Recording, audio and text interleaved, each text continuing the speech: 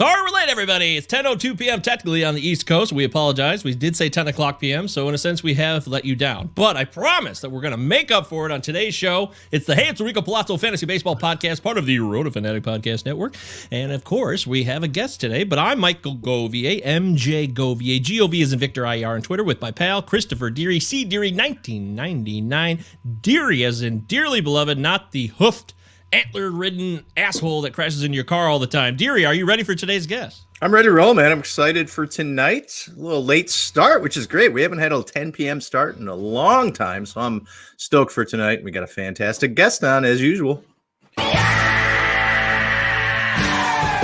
sure do. Ladies and gentlemen, and everybody in between, you know him, you love him, you've seen him on television, you've heard him on podcasts, you read his work as well with Pitcher List. He's known for pitching. I assume it's fair to say that. I mean, I bet he knows a thing or two about hitting, even still. Hey! Enrico Palazzo, guess who's here? It's Alex Fast. Welcome in, Alex. You are live. Hey guys, thanks so much for having me. I appreciate you doing the later start. This makes my life very easy. You're so accommodating. I have watched this podcast from afar. Sometimes if I can't have my second afternoon coffee, or if I can't, I want to stay up a little bit later, I'll just take a shot of the Enrico Palazzo podcast. Keep me up for another hour or two. I love it. Damn. That actually that's outstanding. And I'm not just saying that because you're here. That'd be so cool if people actually listen to our podcast to get inspired and get like more energy. That would be fantastic. I watch your cooking videos to get more energy. I've watched you fried chicken and conjure up more energy than the Baltimore Orioles have put into a game in the past 10 years. Okay. I do owe us a chicken video. That's fair to say. Thank you, Alex. Thank you so much to Alex Fast for being here. Of course, you can follow Alex Fast on Twitter at AlexFast8. That is numero ocho. I got it. I did it. Ocho. That's right. I know my first 10 numbers in Spanish. I could do 11 even. Is it once? Mm-hmm. Once. Yes. I am on day 178 of my Duolingo Spanish streak, so I can at least say that confidently. You literally, 178 days, you've said some Spanish words at some point. 178 days. It is my goal to be able to interview a player in Spanish by the end of the year. I will likely fail, but it's okay. I'm going to fail at a lot of things in life. At least I'm giving it a shot. Some people had goals in the last year during quarantine, and Alex is one of them. Myself and Govier, it was start a fantasy baseball podcast, and that's about it. You're doing better than I am at mine. Your podcast is, I think of you like the daily podcast, the Pitcher List podcast. Like, that's what I think of the most. Yeah, when I think of me, I think of just a lot of failure and awfulness. When I think of me. Yeah, get in front of the mirror every day and think about all the mistakes you've made. I wake up, I look in the mirror, I put the mask on, and then before I go to bed, I take it off, And then you turn on the TV and you're on the TV. Point out your faults. Yes, exactly. Well said. Well, it's great to have Alex here, of course. We are the Hey, it's Rico Palazzo Fantasy Baseball Podcast. We're going to talk about a host of issues, including fantasy baseball. We'll talk about who's on the mend and return to the Mac.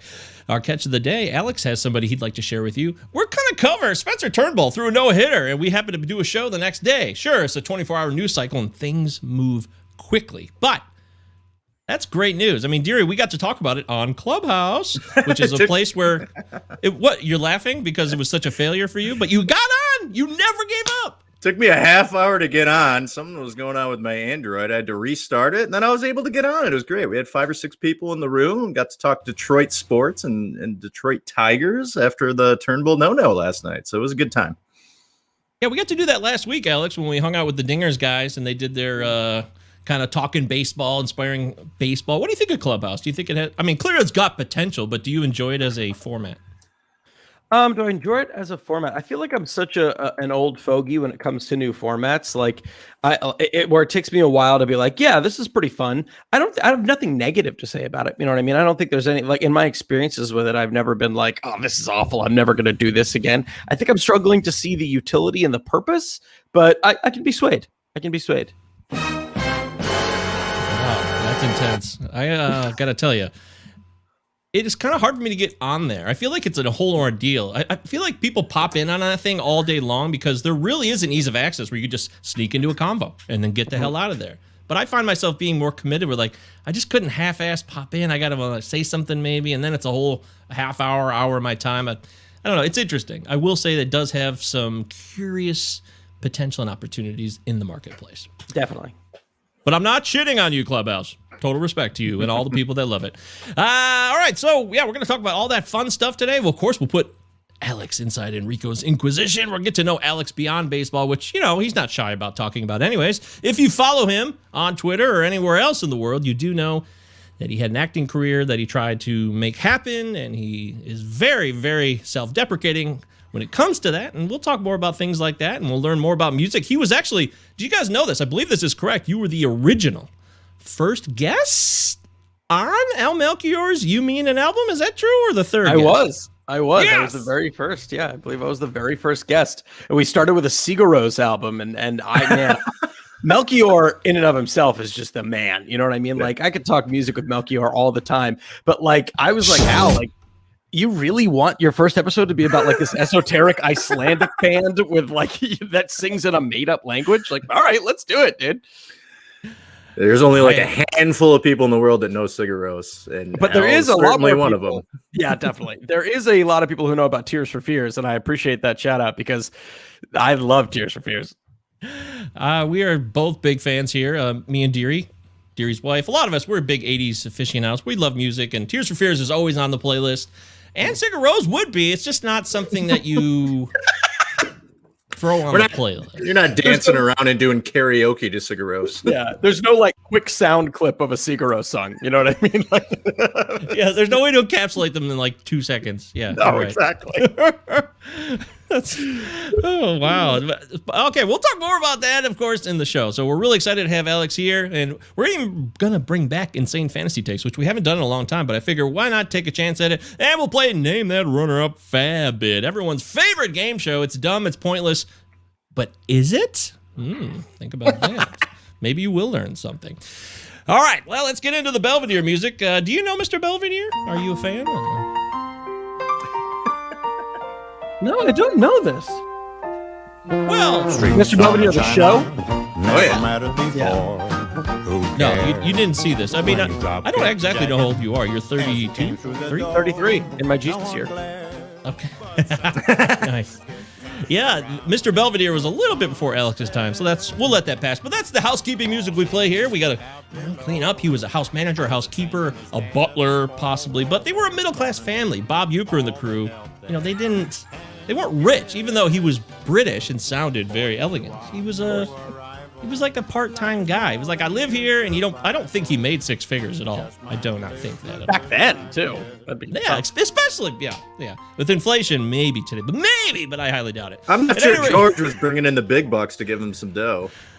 Yeah. I don't even remember what George did. Oh my God, this is so dumb. Anyways, the point of playing the music is to say thank you to everybody. Bryce Weiler. Crap, I don't know. It's Bryce Weiler, Weiler. Bryce is doing great work helping with the Orioles and improving. So this is just total chance that you're on the show, Alex, but Bryce is doing work, and I just met him the other day. I actually talked to him on the phone tonight for the first time, and he's helping them with disabilities and improving all of their facilities and all of access for everybody, because he is a blind person himself. So I was totally impressed by this dude, and we're going to have him on the First Day Pod, which is a different podcast we do in a couple of weeks. But I think you should check him out. Everybody should check him out. Follow him at Bryce Weiler, BryceWeiler. Yeah, that sounds great. I got to check that out. That's awesome. Yeah, he's got a bunch of stuff going on, and make sure you give him your follow. And we got a few other follows to thank. Thank you, Hydrogen Bombs, HYDRAJYN, Hydrogen. Not even spelled like the liquor. Interesting. Hydrogen Bombs. Thank you for the follow. Daddy Shrek, Thick Boy Shrek, which is a great handle. Michael Dodson at Above All Roto, and Billy Goat at FantasyGoat_. Thank you all for the wonderful follows. It's great to have you guys as part of the Palazzo community. We don't really have like a community, I guess, but we're growing, and we have people that enjoy spending quality time together through fantasy baseball. And that does it for that. Alex, tell me one thing about yourself that has nothing to do with fantasy baseball real quick. Just one thing. And no acting either. No acting either. Okay, great. Yeah, I love the New York Review of Books. Really obsessed with the New York Review of Books. I just think they have provided me with some of my favorite pieces of literature in the past like decade. And anytime I see the spines, because they're very distinct spines in bookstores, I'm in heaven. That's all I want to do. That's like my ideal day, is that. So I'm an ignoramus from the Midwest, although I did spend some time in Baltimore, as I've told you, for a couple of years. But this is a book that comes out annually, or? So the New York Review of Books, per my understanding, was originally the book review for the New York Times, if I'm getting this correct. And then there was a strike, but publishers were like, we still need to write about these books. They broke off from the New York Times, formed their own thing. And then since then, that was many moons ago, they've dedicated themselves to publishing books that have been either lost to history or underperformed at the time they were released because other major events were going on. And they give them these republishings, and they're all over the world. Like they just publish these books that are like just amazing, amazing stories. And it's, maybe it's just the pretentious part of me that it's like, oh, this is a story that no one's ever heard of. But I do just kind of enjoy that they just have such a unique spin on the stories that they want to get out there. And they also, you can go online to their website and purchase like, oh, these are stories that are kind of unheard of from World War II. These are unheard stories from famous female authors that have been lost throughout time. These are, blah, blah, blah. And some of my favorite books are from there. I love it. Is there really any stories we haven't told from World War II you still left? It's hard to believe. There's a really, actually, now you're going to get me all nerdy out. There's two books that came out. One was Stalingrad and one was Life and Fate. And Stalingrad was written from the perspective of a Jewish soldier in World War II in Russia. And it was one of the greatest tellings of the Stalingrad battle in history, apparently, that got lost to time. Then his sequel, Life and Fate, is about his disenfranchisement with Russia as they became more communist, and it got banned, and it was published posthumously because he was one of the first authors to speak ill of the Soviet Union and of Russia. So to see his journey in one lifetime from, we did it, we won one of the greatest battles in the history of the world in Stalingrad, to I'm really not in love with my nation anymore, is amazing. I just learned more in 5.5 seconds of Alex talking about Stalingrad in Russia than I learned in like taking 8 credits of U.S. American world history in college. Genius, incredible. Genius. Really, that was great. That was more than we. It might have been one of the best answers we've had to because we usually do the tell us one thing not related to fantasy baseball. It just stick clearly, but that was voluminous. A lot in such a small amount of time. Well done, sir. Well done. Thank you. Kudos to him. Give it up to Alex. He's doing great work here. So, and actually, I'm going to check that out because I'm Jewish too, and I'm obsessed with World War II. If you're Jewish, you're going to be obsessed with World War II. It's just part of our DNA. I feel like for a very legitimate reason, obviously. But at least I, as a history teacher, there's so many stories that you could find, and I think I don't teach anymore. I only taught for 5 years. But there are so many things like that we don't know about. And you're right. I made a joke like, hey, it seems like every movie about World War II possible has been made. Every book seems to have been written, but there's another story around the corner. Yeah, I'm with you. My dad's the same way. He's a huge history buff. Like his library's filled with books about the Civil War. All he wants to do is read about World War II. And I feel the same way where it's like, my brother always makes fun of him because he's like, the end. You know how the story ends. Like, what's the point, dude? But yeah, I guess I got, and I don't really know a lot about it either. So yeah, and it's really awesome to see that people are interested in checking out the books too. It's awesome. My favorite, the last thing I'll say, my favorite is John Williams. His book Stoner, which is about a lonely cuckolded professor, and Butcher's Crossing, which is about when you go into nature, it's actually not as peaceful as you would think. It's actually chaotic and violent, and it's an amazing story. I think we got some book club ideas here. The Palazzo Book Club coming at you July of 2021. Yeah, you duped a lot of people tonight. Yeah. Sorry, go ahead. Yes. No, my girlfriend Leanne would love. I mean, we kind of focus. We do have a book club on the First Day Pod book club, but we focus on nonfiction stuff. But either way, that's gold. Gold, Jerry. Gold. Gold. All right, well, let's get into the first segment of the show, actually, although the show has begun. We like to call it Leading Off.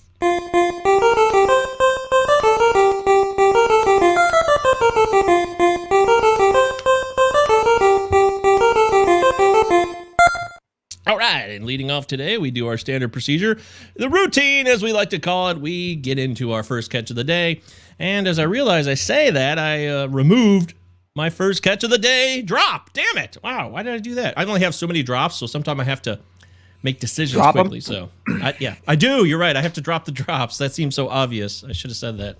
Damn it. Now I feel like I'm no good. Alex is making me feel like I'm not intelligent enough. Alex, come on, take it down a notch. I'm the star of the show. You are the guest.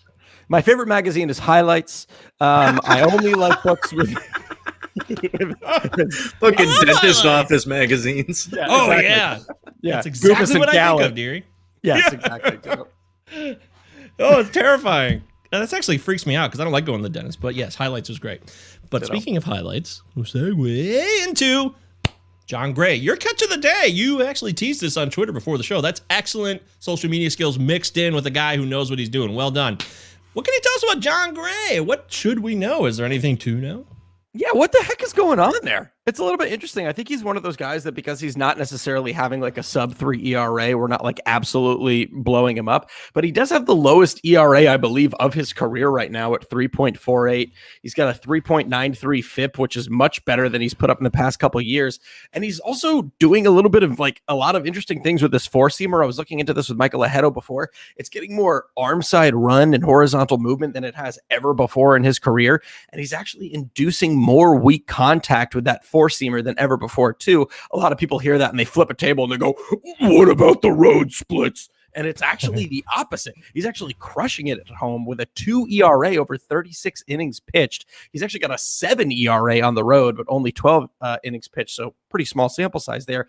There isn't really a lot going on with that slider. That's like, whoa, the swinging strike rate is better than ever before. It's not necessarily the case. The four-seamer swinging strike rate's never been great either, but the WRC plus on the pitch is better than it's ever been before as well. It seems like he made a tweak last year with that four-seamer, and all of a sudden this year, that tweak is starting to take hold a little bit. Michael Lahetto brought up a really interesting point about the release in terms of his extension. He's getting a little bit more extension than he did last year, if I remember correctly, but that lower arm slot is leading to some different movement on that four-seamer. So yeah, some interesting stuff going on here that I would like to keep my eye on moving forward with him. Holy cow. So I was really into that. I was looking forward to that because in my tag team league, where I run a team with Eric Cross, the prospect guru of all prospect gurus, the master of disaster. Nobody calls him that. Corey, somebody just put in Corey Kluber's got a no-hitter through 8 innings. Who else? Who does? Are you fucking serious? It's the guys, these guys, we have great followers and listeners to the show, and our buddy right here says, yep, check this out. Brian K. Rodgman, maybe the biggest fan of the Plaza Pod, says Kluber no-hitter through 8, and it is just gone through my phone with a notification. Kluber no-hitter, developing, no watch. And right, I was going to talk about Spencer Turnbull. Let's text the Yankee fan in the household and let her know. She's probably in bed already, but... Oh, well, you got to wake her ass up. Yeah, Deary's wife, Christina, big-time Yankees fan. She's actually a good person, though, so don't hold that against her, Alex. Do not... slow your roll on her. You would love her. Trust me. You guys talk about Tears for Fears, Talking Heads all night long. It'd be great. Oh, yes. Yeah. But this kind of, I wanted to talk about Spencer Turnbull, and now I feel like they're taking the wind out of my sails. If there's another no-hitter tonight, if Kluber closes this out, because he's only got 1 inning to go, this would be kind of a buzzkill. I feel like we're being one up by the evil empire. Well, I'd be actually curious to get your thoughts about on all these no-hitters. What do you guys think about this? Well, Deary has I think a kind of a unique opinion. Deary, say what you've said before about this, because I actually started to warm up to it a bit. What is my unique opinion? You got to remind me. I'm not sober on all of these casts. You said, when I was excited about Carlos Rodon's no-hitter, and then I started ripping on the next no-hitter, which was on John there Means. being too many no-hitters, yes. John Means. I love John Means. Who doesn't love John Means? It's a great story. But, yes, you were saying, guys, they're not as uncommon as you think they are. Yeah, they've been happening a lot more in the last, decade. I wish I had the numbers in front of me, but the amount of no-hitters that happened in the 80s compared, 25, 30 years ago compared to now is so much different. We'd maybe get 1 a year, 2 to 3 over like a 4-year span, and now they're happening, all the time. They're not as uncommon. They're still incredible when they do happen. I think my take is a lot of people want to go straight to being, the ball being changed and the ball effects. I think a lot more has to do with the what's going on at the plate with the hitters, and their strategic plate discipline is just not there anymore. And it's a lot of swinging for the fences. There's not as many guys hitting for great average. There's not moving guys over. There's not, shorting down your swing and taking it the other way. I think the shift has also played into a lot of, the factors of players not being able to bat as good for an average. And, that shift has changed a lot in the last 5 years. I remember like the Rays were like one of the first teams doing the shift. And now you got every single team is doing the shift. Sure. Some more than others, but they've been able to study these hitters so much more. So the shift has changed a lot of things, but I just don't think no-hitters are as uncommon as they used to be, but I still think they're incredible. Like, it takes a lot to throw a damn no-hitter. Like, you got to be perfect. You got to be pretty close to perfect, and Spencer Turnbull certainly did it last night. Govier, what do you think? I enjoy. I think about the coming labor strife, and I really keep thinking about. I go back to that, and I just try to cherish all the good moments. And I know that may sound like a lame cop out, but I'm actually doing that right now, and I'm not always best at that. I've gotten better at it over the last few years. Trust me, but. A no-hitter is a no-hitter, and it's really hard to do. And the one thing that really struck me last night with Spencer Turnbull's no-no was when Jack Morris congratulated him on the air after the fact, the shaving cream pie in the face. That ruined the interview. You thought, for about a good 15, 20 seconds. I'm like, come on, man. You're really getting into like some good emotional questions here. Baseball traditions and the rules and unwritten rules come first, my friend. But can we talk about La Russa? Oh, yeah. Oh, boy. I would love to talk about that, actually. But quickly, Morris got emotional in the air. He wasn't crying, but I could hear he sounded like he was going to cry. Like, to take it before we started the show, he was verklempt, Alex. He was very verklempt. And I got to tell you, that made me feel even more pride and gratitude and appreciation for the moment. Yeah. It's really interesting. I mean, like, I definitely agree with you that we it's not something that I think is rare as we originally had intended. But John, I think, as the comment comes in, kind of hits the nail on the head where while it has been more frequent to get really if he finishes this one, that is 3 no-hitter chances in a week between a successful one last night, a successful one in theory tonight, and then Zach Plesac's against Seattle last week, along with the other ones that have already occurred. I think this ball could be playing more of a factor than we realize. And also, I think sometimes, there's a well, go ahead, Govier. What were you going to say? No. You think it might be the ball, then? You might. I do. Interesting. But we don't have enough evidence yet, right? So this is a theory. We don't. Or a hypothesis. I mix up hypothesis and theories all the time. I think society does. I think it's the quickest thing to say, and I'm not against it at all. I think it's going to take the whole year to figure out. And I think if we get to 15 no-hitters this year, and then look deeper into kind of the analytics of, batted balls in play and what's happening with them. Because there are still guys hitting home runs. It's still happening. They're not happening at a rate that they used to be over the last 2 years. And there are teams that are batting like 200. I think the Mariners dipped below 200 the other day as a team average. But expound on that a little more of the ball. Like, because you think it is the ball, Alex? I mean, I can't say definitively. Of course, he's 2 outs away. By the way, he got his first out. Charlie Culberson. I'm going to keep track over here for us. I think it definitely. I'm looking at the things that have changed that could have theoretically led to this outcome. And I mean, in the small sample sizes that we've had so far this year, we've seen that. Even when we defined the sample as just April to try and normalize for weather, we've seen that it's not flying as much. That offense is really, really down. And I don't necessarily. Oh, that's lovely. I actually love this. I'm very. This is very lovely. I'm serious. Yeah, this is great. Is this allowed? Are we going to get shut down by MLB? No, we did this last year when Maeda, one of the Twins guys, was throwing a no-no. It got broken up, sadly. Hope that doesn't happen here, but go ahead, Alex. I can't wait to get fired over this. You did what? No, they don't care.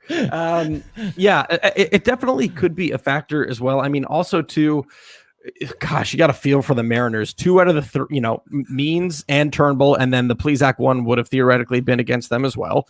And then who are the other ones against? Who is Rodon against? Oh, shit. The God, Indians? I watched that live. Was it Cleveland? You're right. It was Yeah, I Cleveland. think it was. Cleveland's Yeah, been it hit was twice Cleveland. too.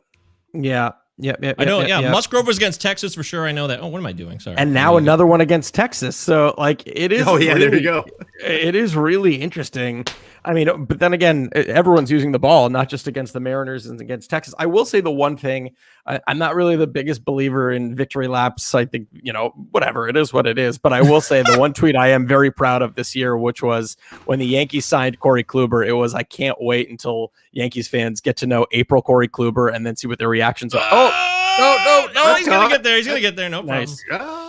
I can't wait to see what their reactions are in May because he's such a different pitcher. And I would love to find all the Yankees fans who are yelling for him to be cut and he's the worst contract and blah, blah, blah. It just cracks me up. This is crazy, man. We're live here on the Palazzo Podcast. For those of you listening to the podcast version, we're sorry. We're streaming a no-hitter in progress right now by Corey Kluber, which very well may have already happened. You're like, dude, who cares? That happened last night. But that's what's happening right now. So we just want to keep you guys informed. And by the way, I think this is worth noting. He's at 99 pitches, so he's really been efficient. I will say that. Well, that's what I got nervous about last night with Turnbull because he was upwards to like 108 pitches going into the ninth. And Morris even brought it up. They're like, well, if he gets to like 120, they might have to pull him. And I'm like, oh, God, you're not pulling Turnbull in a no-hitter. I think we'd be remiss if Govier, if you didn't call this like an announcer, the no-hitter, if it happens. Like, I would like to hear, I want to give you an opportunity to make this your no-hitter announcer call. I'm happy to do it. Sure, why not? All right, here we go. I would love that. Okay. Willie Calhoun up, 0 for 3 today at the plate. Here is the 0-1 pitch from Kluber. Swing and a ground ball to second base. This could be it. Folks, it's back-to-back nights as Luke Voigt closes the glove. It's another no-hitter. 2 for the price of 1, 2 for Tuesdays. It's pandemonium in Globe Life Field. If you would have told me that Turnbull and Kluber would throw no-hitters this year, I'm like, no way. I couldn't do that as well as I wanted to because I'm so shocked that just happened right now, too. I'm trying to do that legitimately, and then I'm like, what? Another no-hitter? Again? They don't happen this much in high school ball. I wonder if maybe they'll display something. I wonder if this is the first ever back-to-back no-hitters, like back-to-back nights with no-hitters. That's a great trivia question. That's got to be, I mean, we all know the legendary Johnny Vandermeer, but yeah back-to-back days by 2 different pitchers. Back-to-back days regardless. Okay, well, we'll have the stream on this, but for some reason I feel like it's happened. I don't know why though. Like in our lifetime too. It well may have for sure.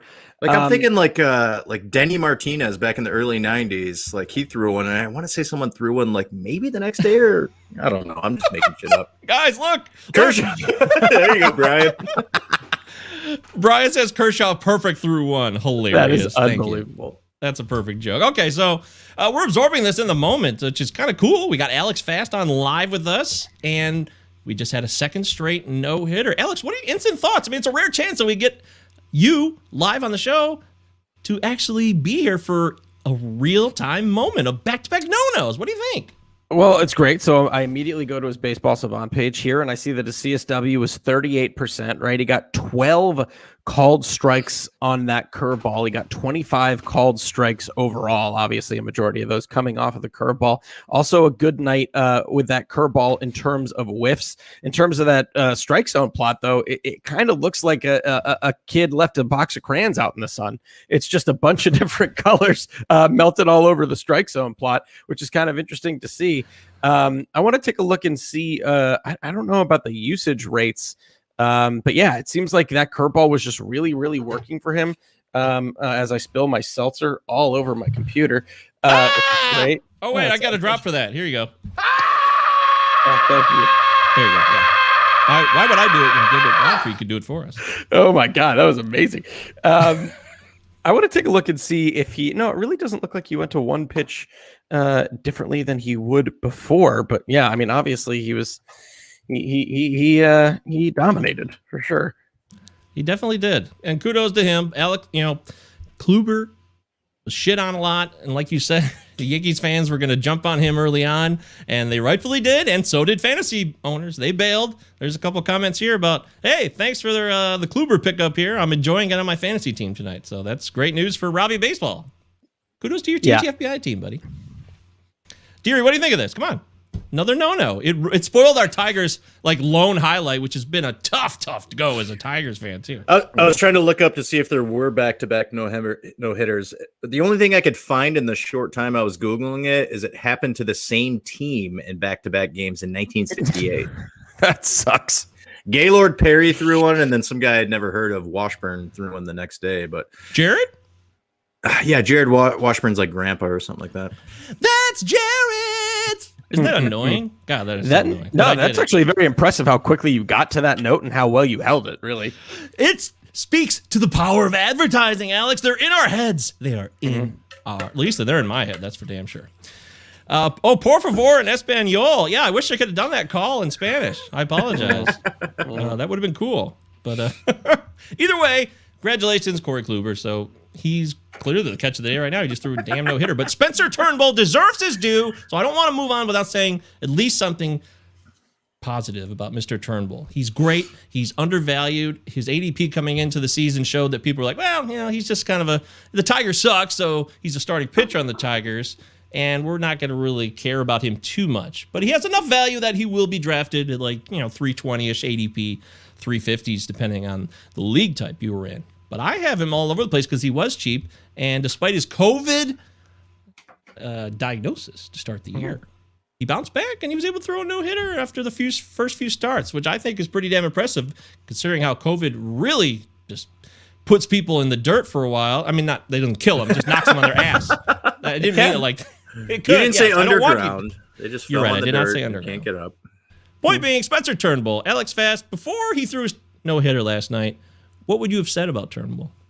I would say that he was an interesting buy low candidate. I mean, you can definitely look back to the game that he had before the no-hitter that he threw, which was a really solid start for him, right? I believe it was against the Royals. He goes 6 1/3 innings pitched with a 1 earned run. I think it was no walks, 1 walk and 7 Ks. Yeah. To me, it's always kind of been about pitch mix for him, right? I mean, he's been a guy where I think that slider has been a better pitch than people realize that it has been. I mean, it's actually been a really consistent pitch for him throughout his career, but he's kind of always settled at like a 20% usage rate.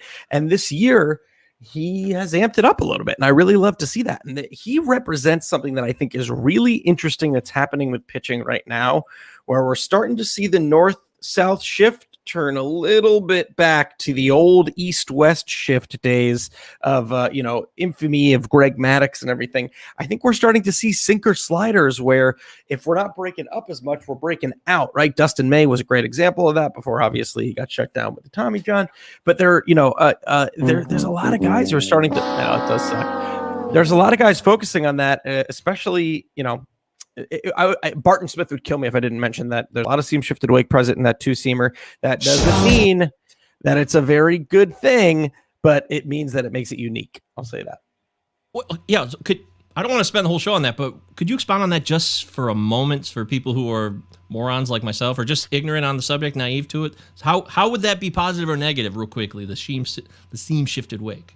Yeah. So the way that I like to put it is like seam shifted wake. Obviously, there's a lot of new concepts that come into fantasy baseball. We find out about the new concept and we're like, that's the thing that I want to study. I want to get to know. I am extremely guilty of that as well. I learned what spin efficiency is, and now I want to pay attention to all the things that have spin efficiency. Seam shifted wake, it breaks down a concept that has existed that we are now learning about and quantifying. So it's exciting to see where it's present, but because it's such a nascent term, because it's such a new part of the discourse, even from what I understand, even front offices are like, dope. We know what it is. We don't know how to use it, and we don't really know how to make more of it happen right yet, right? So the way that I like to put it is it can be a positive because it's unique, but it can be a negative when you think about it in the entire grouping of an arsenal. You know what I mean? A pitcher isn't a pitch. A pitcher is his arsenal. If I have a lot of seam shifted wake present in a pitch, but it exacerbates any poor qualities of my slider or of my curveball or of my changeup, then maybe it's not a beneficial thing for me. Maybe it's something that I would like to deaden, right? But in the case of Spencer Turnbull, maybe the movement that the seam shifted wake is leading to is bolstering the effects of the other secondary pitches. That's my little spiel. Okay, I didn't know that. That is fantastic. That is exactly what we wanted. Thank you so much for that. And by the way, it was a little late, a little behind the times, but we did finally find it. So Good. Our first catch of the day. there it is. First, there's your catches of the day. A little late, but we did it. So that segment is now over. You're listening to the Hands of Rico Palazzo Fantasy Baseball Podcast. We're talking live with Alex Fast. Follow him on Twitter at AlexFast8. That's numero ocho, number 8, numerical 8. And I am Michael Govier, MJ Govier. GOV is in Victor IER on Twitter. He's Christopher Deary, C. Deary, 1999. Deary is in Dearly Beloved. If you are listening to the podcast, you are now hearing, Mark Morrison, not Harrison. Right. Yeah, I'm on a roll. Return on the man, return on the man. Once again. I don't know any of the words. He just goes, Whoa!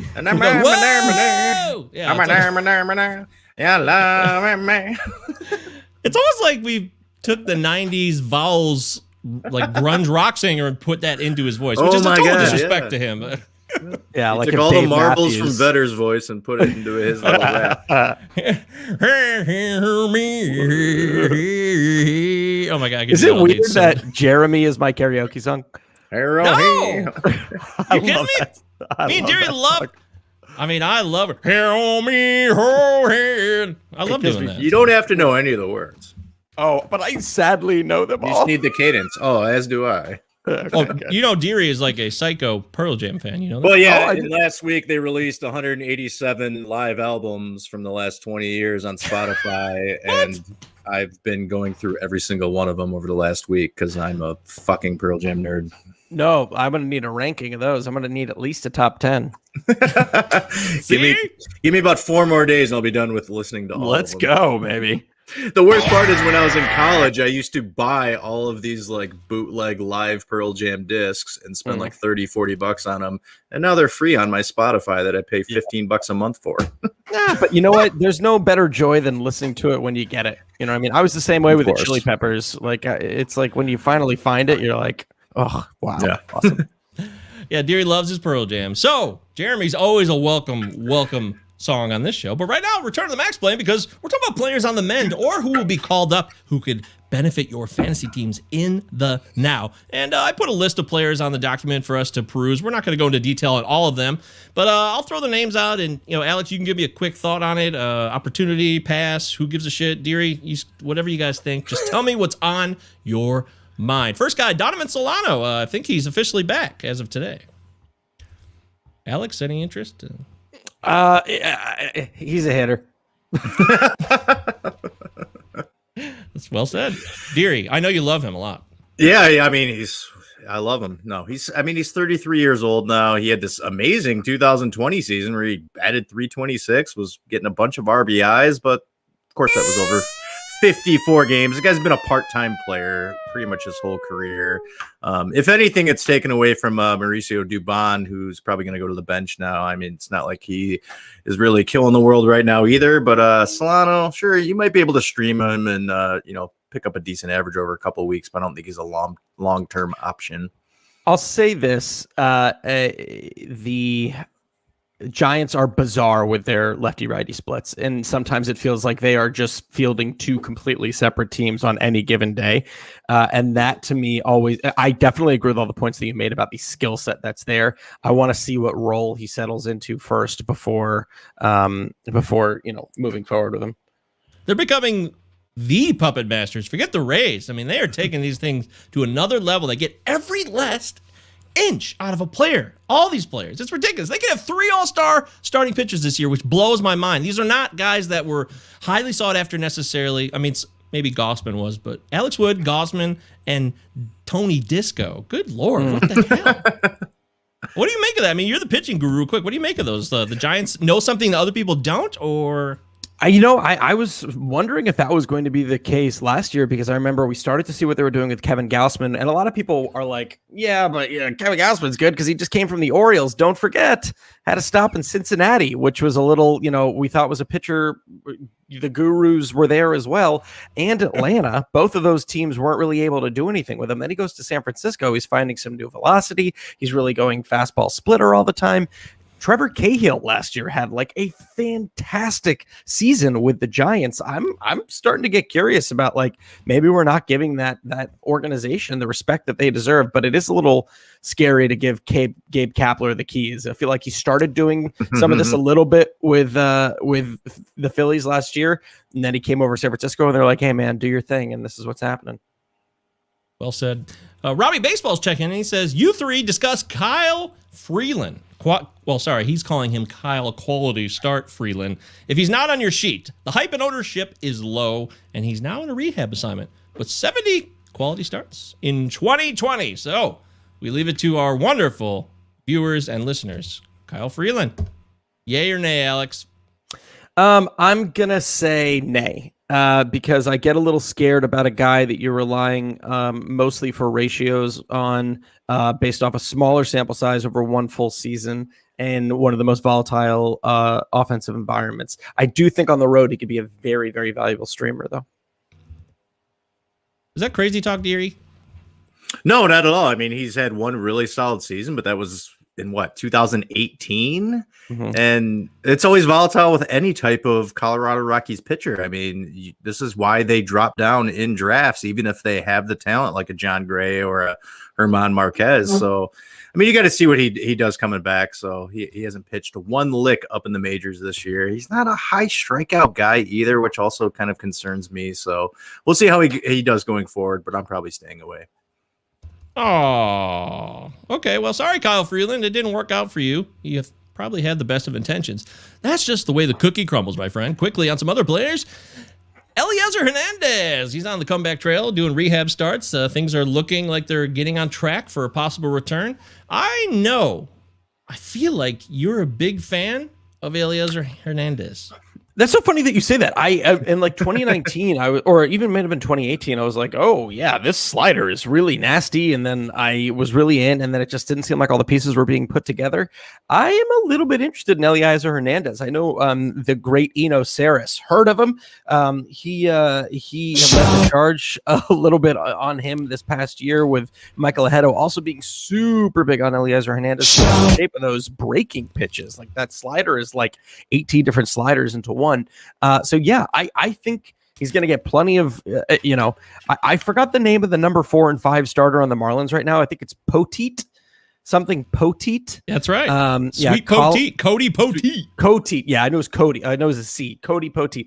He's going to get plenty of innings. I think they need some help in that rotation right now. And I think Eliezer Hernandez can provide that.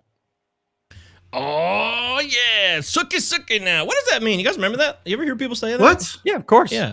I don't know what that meant, but I don't know. It's just a way to get fired up. Like, oh, suki now. I don't know. I don't remember that. Well, at least Alex verified that I'm not insane. Thank you, Alex. I appreciate that. Yeah. Robbie Baseball really is pissed that we're shitting on Kyle Freeland. I apologize for that. Like I said, nothing personal. He says, I hate you all. Baltimore and Detroit suck. Thank you, It's Robbie, just one man's opinion, man. That's very true. Yeah, come on. John Wilder says, Gomber, Austin Gomber. By the way, if you haven't got Gombered, you haven't lived yet. You haven't lived yet if you haven't got Gombered. Gombered at the New York Mets and at Pittsburgh next week. Everyone going to get Gombered again. Alex, you want to get Gombered next week against the Mets and the Pirates, who have two offenses that are questionable? I don't mind taking a risk because that Mets offense is just limping right now, and I feel bad for him. I was looking at that starting lineup today, and it's brutal right now. I feel everyone's injured or not performing. Yeah, it was the joke of Twitter today. Yeah, it was bad. Your big move is we got Cameron Maven. Yes. Oh God. Sad day. So that's a good call, John Wilder. Thank you. John Wilder, appreciate you following the show, by the way. You're new to us, technically. I remember everyone's name in the stream, so you can sub on the YouTube channel, Palazzo Podcast, and you can follow us on all our favorite social media platforms if you choose. Only if you like what you hear, though. If you don't like what you see or hear, you get a full refund, and you can move on with the rest of your life.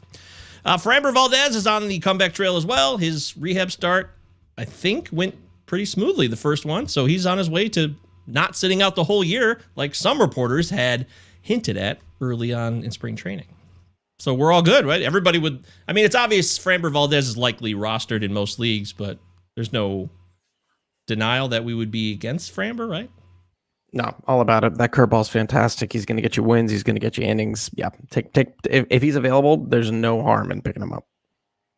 That's what I figured. Brendan Rodgers of the Rockies, he's been playing for the AAA affiliate for a few days now, and he seems to be healthy, and the Rockies suck, and they have nothing to play for, but they are the Rockies, and we all know that the prophecy, if it was misread, it did originally offer opportunity that prospects from the Rockies would be the path to enlightenment. But if we misread it, it may have been, that the Rockies just are going to screw us forever with a tantalizing hint of endless young promise. However, I still think Brendan Rodgers is somebody you should pick up, take a chance on right now. If he's on your waiver wire, or you could put in a fab bid for him, I think you should absolutely do so, because I expect him to be up with the big ball club in no more than 2 weeks' time.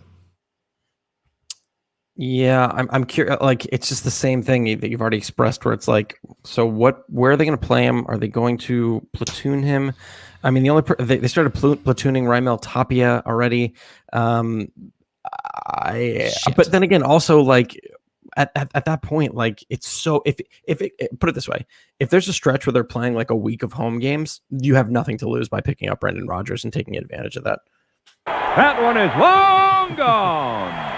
Yeah, my hope is that they would have moved McMahon over to first and Rodgers would slot in at second. But then CJ Cron came back from the DL the other day, so now he's back in there, and that's their signing in the offseason. It's interesting that they're platooning Tapia now, who's actually been pretty solid for them at the top of the order. I feel like they just need to get rid of Charlie Blackmon and let him go over to the American League, and then just make some room for these young guys. Josh Fuentes is playing pretty good over at third base for the Rockies right now, but they need to make room for guys like a Brendan Rodgers. I mean, they did it for McMahon. They got to do it for these young guys, because they got to see what they got moving forward. Yeah, I'm with you. Josh Fuentes was player of the week last week. How about that? That's pretty cool. Good for him. JD Davis should be back with the ball club that desperately needs his bat, so I'm sure they don't want to rush him because he's injured and he's on rehab assignment currently, but he's got to get back with that club pretty quick because they need his bat. So make sure you get him on your roster, because when healthy, JD Davis is a great bat, in my opinion. Seth Lugo. Nobody's talked about Seth Lugo. He's been out all year, but he is starting up the rehab assignment, and he's going to be playing the old swingman, fireman type role, where it'll be multi-innings.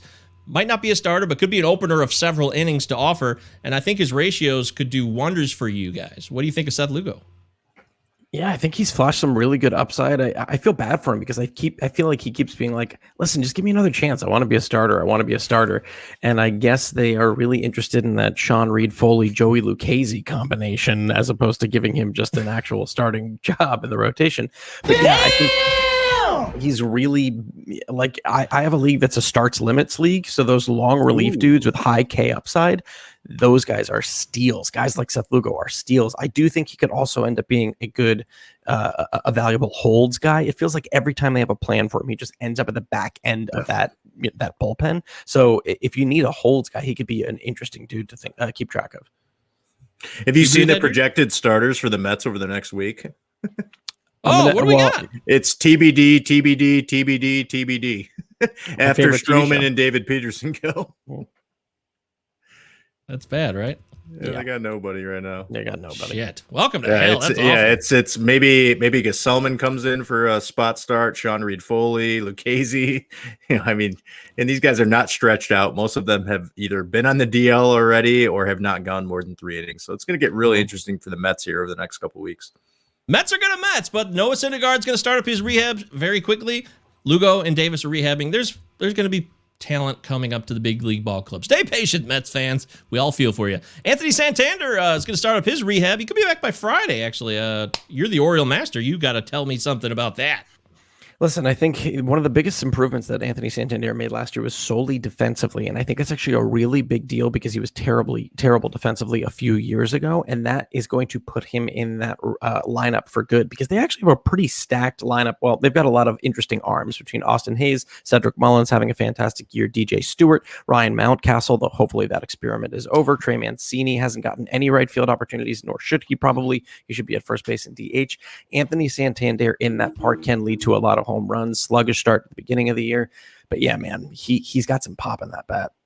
So who's going to be the odd man out when Santander comes back, Alex? Probably DJ Stewart. Yeah. Oh, damn sounds like you want it to be Mountcastle, though. I think as of now, he's still their I would like to get him the at-bats at DH. I think that's beneficial as long as I never see him in the outfield again. I just don't want to do that. Oh, it's a defensive thing. Okay, I get you. Yeah. Deary did pick him for Rookie of the Year, and I was in support of that. I really thought he could crush the ball. He can hit, and I actually think if there, he would be fine at first base. I actually really think he would be fine at first base. But then, so maybe you switch around Mancini, you put him at DH. Yeah, I think he would actually be a very serviceable first baseman. We're not going to answer this right now because we got too much going on, but John Wilder offers up this gem that the rest of you can stew on while you listen and watch the show. Stealing this from Jason Stark, can you name the 4 active starting pitchers with multiple Cy Youngs and at least 1 no-hitter? So they got to have 2 Cy Youngs and a no-no. Think about it. Google it, cheat, do whatever you want, but it's something fun to consider.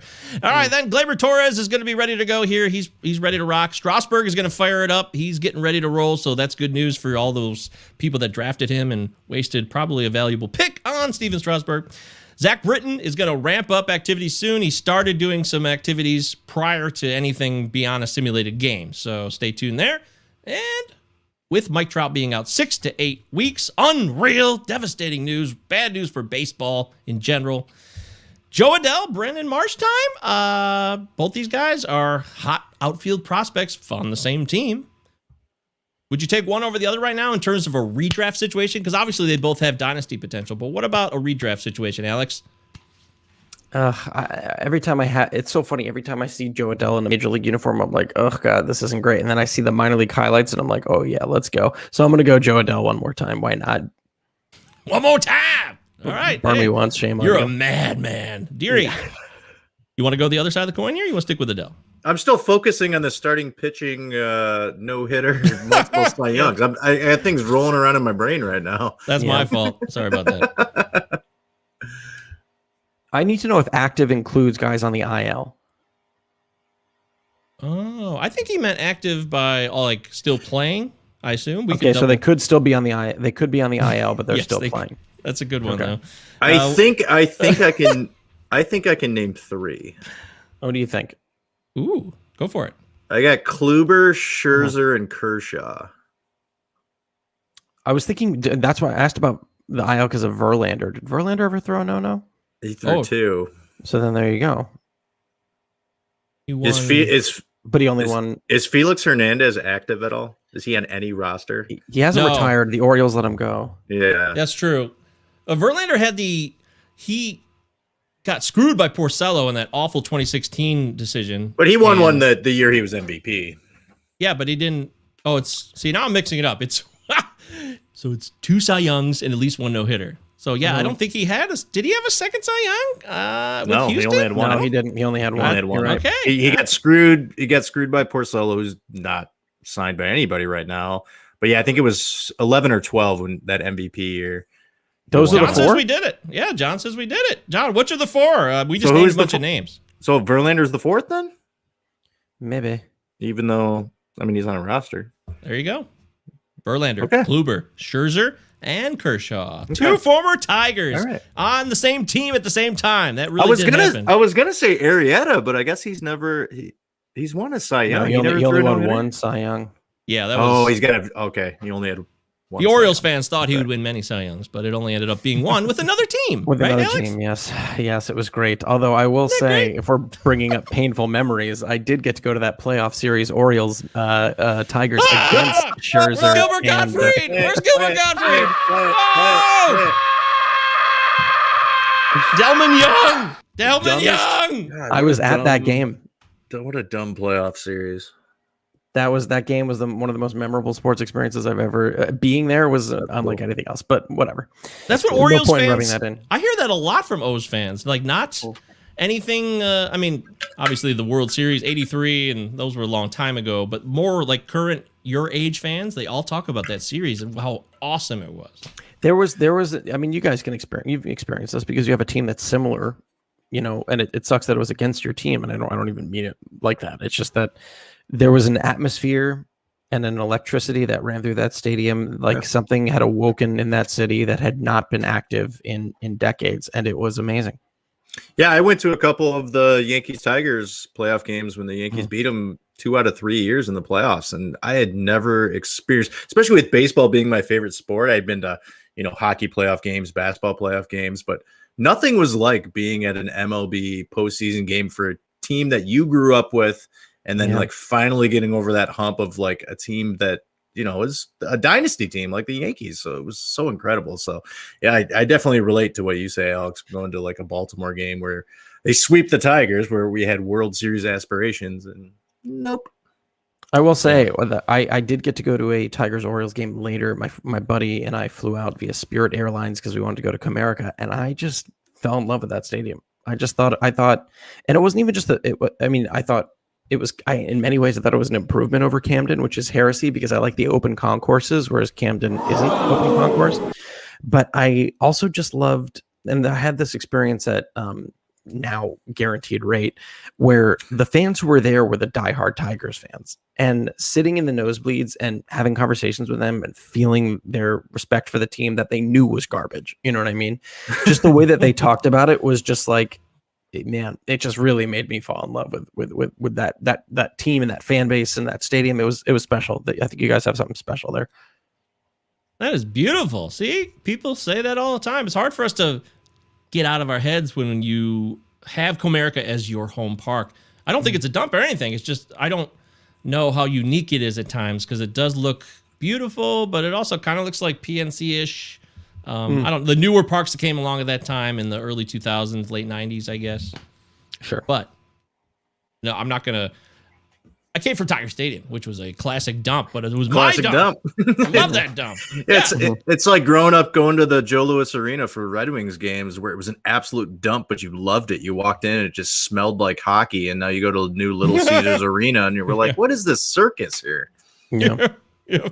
And that 2006 season for the Tigers is exactly how we felt when you were just describing the 14 run there, because it just came all of a sudden and the energy exploded through all of us. And we went to the World Series that year. We were just 3 years removed from the 119 loss year. So yeah, that was great. I miss those days, but that's okay. At least we had the opportunities and we were presented with them, and we're so grateful for that. Thank you so much, Detroit.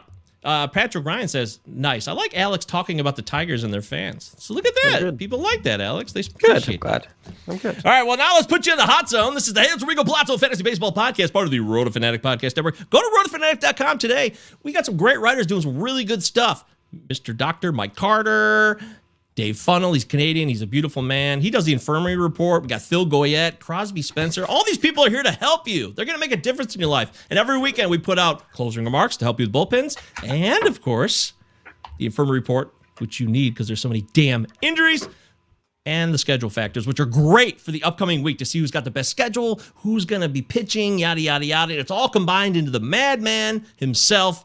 Beautiful science experiment, Crosby Spencer's schedule factors. Check it out, rotofanatic.com.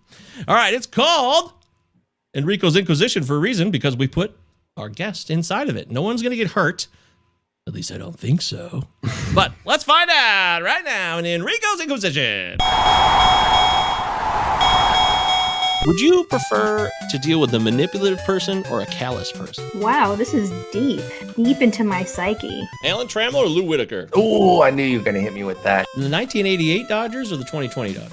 Oh, the 1988, by far. It was the happiest moment of my sports life. That was my first gut moment. Nelly, get ready for some doozies, because it's time for everybody's favorite part of the show, Enrico's Inquisition.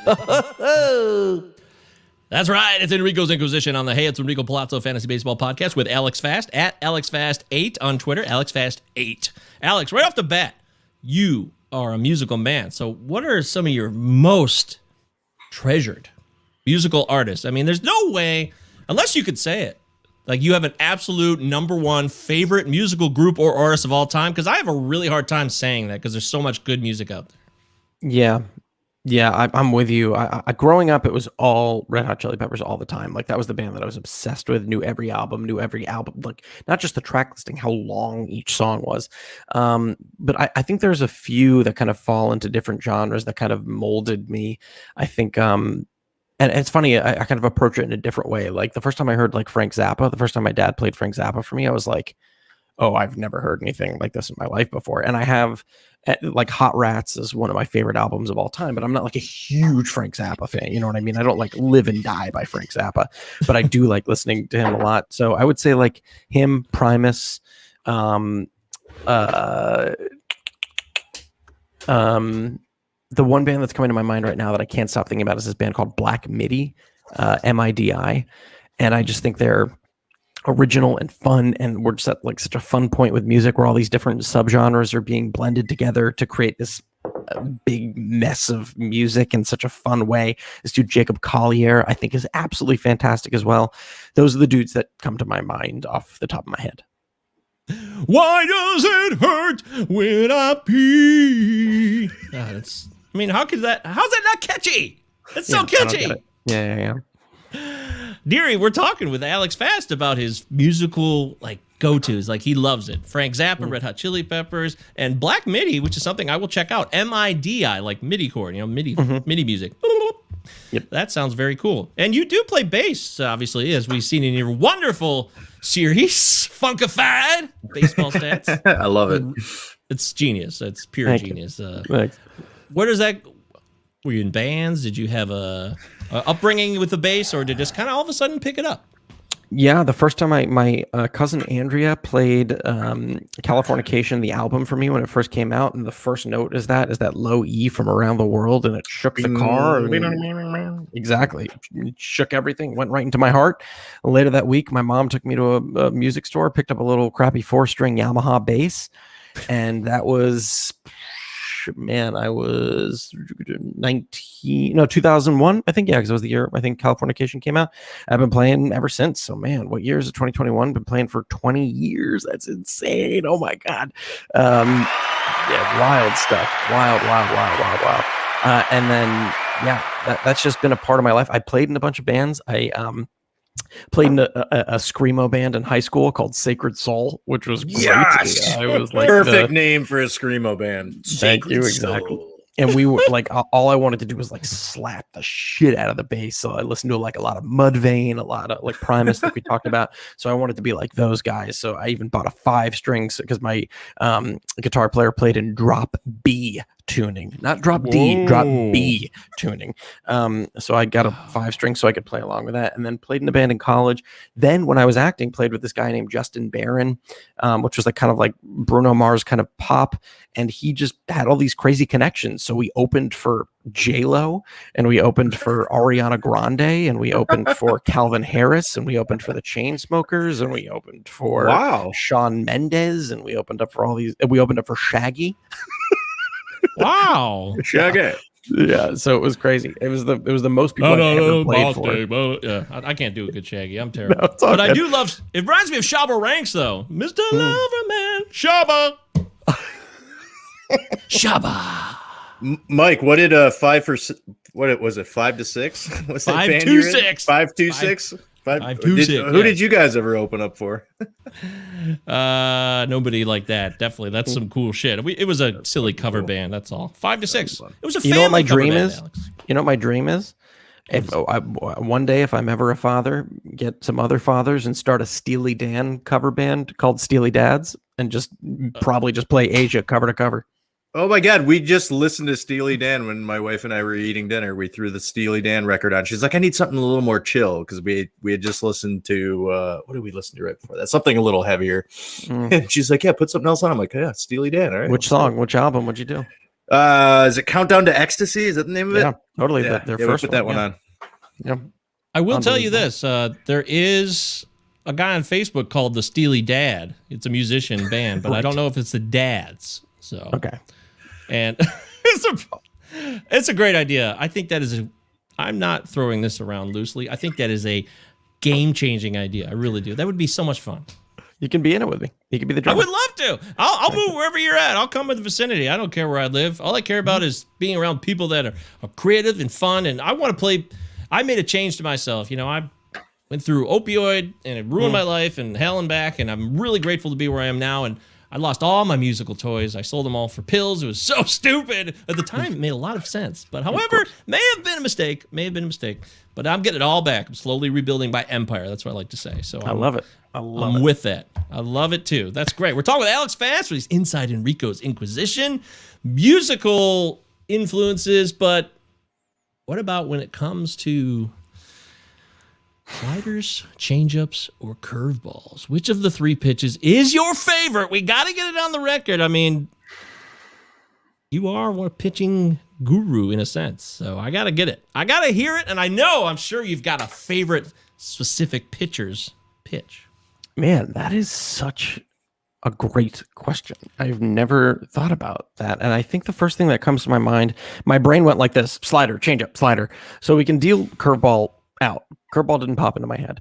And I think when I give it a second, I think slider, because we just don't know how they move. Like in many ways, like when Barton Smith is talking about seam shifted wake, he's like, I understand it for changeups, I understand it for sinkers, I don't get it for sliders. I don't understand how it works yet. And the ability to make a pitch move like that, and then like when you see, I think, okay, put it this way. You can show people a lot of pitches and they'll be like, that's cool. You can show someone a 99-mile fastball and they'll be like, wow, that goes fast. You can show someone a changeup and you're like, Luis Castillo's changeup. You're like, well, that's kind of funky. Or a curveball that's 12-6. And you're like, that's kind of fun. If you show someone Chaz Rowe's slider, they're like, that's magic. You know what I mean? It's not the first time his slider's been mentioned on this show in this segment, by the way. That's hilarious. Because it's magic. It makes no sense. It blows the mind. It doesn't make any sense. That's what they said. Yeah. Who was it? God, I can't. We've done so many shows, but that somebody literally said the pitch makes no sense. It's crazy. It's unbelievable. You're in the minority. There's only been maybe 4 or 5 people on the 50, 60 guests we've had on that have said slider, and I rock the slider. That's my favorite pitch, so I'm glad you're on board with the slider, the slide piece. Yeah, love it. Big fan. Yeah, you know, I might go curveball, I guess. I love a slider, though. I mean, don't get me wrong. Changeups are cool. Matthew Boyd slider? You know, I kind of like Turnbull's slider even more, to be honest with you. Pretty good. It's our guy, your guy, friend of the show, Ben Palmer, does the top 10 pitches, of the year, the 10 most nastiest pitches based by whiff percentage. And he had Spencer Turnbull in one of those early editions in like 2019. So I was like, oh, wow. See, and it was that slider. So kudos to him on that. He actually got me more into the guy, even though I'm local. So, Ben, you always get credit for that. And he's a Baltimore guy, too. Ben lives outside of Annapolis, where I used to live out there. We used to live in the same area. So, we didn't get to talk about that. Do you so you live in New York now, right? Mm-hmm. Yeah. But you grew up in Maryland, or you spent part of your youth there? I know you moved after teenage years, or is it later? So, I grew up in Maryland and then moved for college. Okay. But yeah, grew up outside in between Baltimore and DC. So got down to Annapolis every once in a while. It's beautiful down there. Yeah, took a trip down 32. Hey, all right. What town did you grow up in then?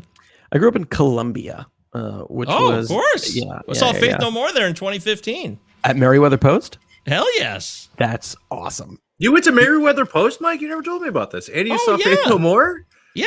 That's epic, man. When we did that Tigers... it was a whole trip. We saw the Tigers Orioles that weekend in August of 2015. First time I've been to Camden. Finally knocked that off the list. And then we closed out the weekend on Sunday night with Faith No More at the Meriwether Post. That's Wait, awesome. So what? I was down there that weekend, and then what? We all left on Sunday, and then you went to the concert. No, that night? That was 2018. This was 2015 before I lived there. All right. Yeah. Yeah, that was awesome, dude. That Faith No More, I'd always wanted to see them. That was a bucket list show because they'd gone. They were disappeared. They weren't a band for a long time. He had Mike Patton. He's just something, man. Every time I'm listening to like an album, I'm like, oh, he produced it, or he's singing in the background and making the weirdest noise I've ever heard in my life. Like he's just he produced one of my favorite Bjork albums that just blows my mind every time I listen to it. He produced a Bjork album that has no instruments on it except for one track. It's all human voice, and it is unreal. It's unreal. Holy shit balls. What? That is, how do I not know about this? I know. This is why we do the show, man. We get to learn new shit. I had no idea about any of this. It's called Where Is the Line? It's a song on the album. Is it self-titled? That song is... let me know as soon as you listen to that song. That song is awesome. It's going to be playing, unfortunately, YouTube and music, there's copyright issues, but on the podcast, it will be playing as the bed of this segment as we're talking. I guarantee that later on. So that's so cool. I love Mike Patton. He does ranges. He gets into a range of vocal that you're like mesmerized. I mean, Aretha Franklin is a legend. There's incredible singers out there, but he really is. He could hit notes that these people could hit. No, he also did a really interesting interview with Eric Andre on YouTube. That is a fun watch. It's like insane. It's just two insane dudes talking to each other. Yes, that sounds like total Bozo Fest, and I am always down with Bozo Fest. Eric Andre is insane. Yes, I love it. I haven't seen his new movie. I got to check. I know it was on Netflix. Give it a watch. It's a 5.6. It's like Jackass Light, but I actually enjoyed it. You say you saw it, Alex, or no?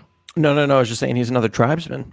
Another fellow Hebrew. Yes, he is. Yes, absolutely he is. Yes. His dad, he has an interesting background. His parents, how they met and stuff. It's very cool. He's a cool guy. I know he's crazy, but sometimes it's just an act. It doesn't mean that's who he is, folks. It's called entertainment. Would you rather be stabbed or arrested? Arrested, easy. See, you say that now. No. I think I just don't do well with pain, and there are fewer chances if I'm arrested that I'm going to die. There's a good chance if I'm stabbed that I could die. Depends where you're stabbed. Where am I getting stabbed? Yeah, that's the thing. See, we don't put any context on this. We keep it very general, and we will not give you further information. So two of my heroes were stabbed, so maybe it would bring me closer to them. Oh, okay. Well, shit. That's cool. Aaron Pags, who does great work at Fantasy Triage on Twitter. He was on the show recently, and he broke it all down for us, like how, because he works as an emergency room nurse.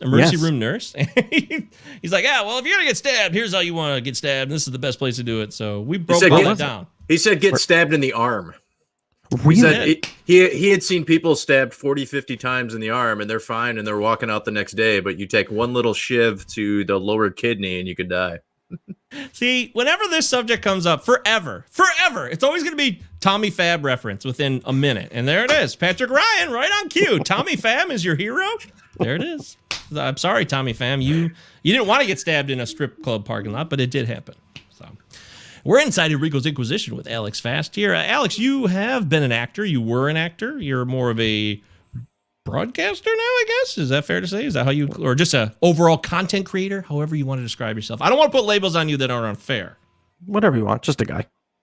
Oh, you're just a dude. Okay, great, even better. Just a guy, a jag.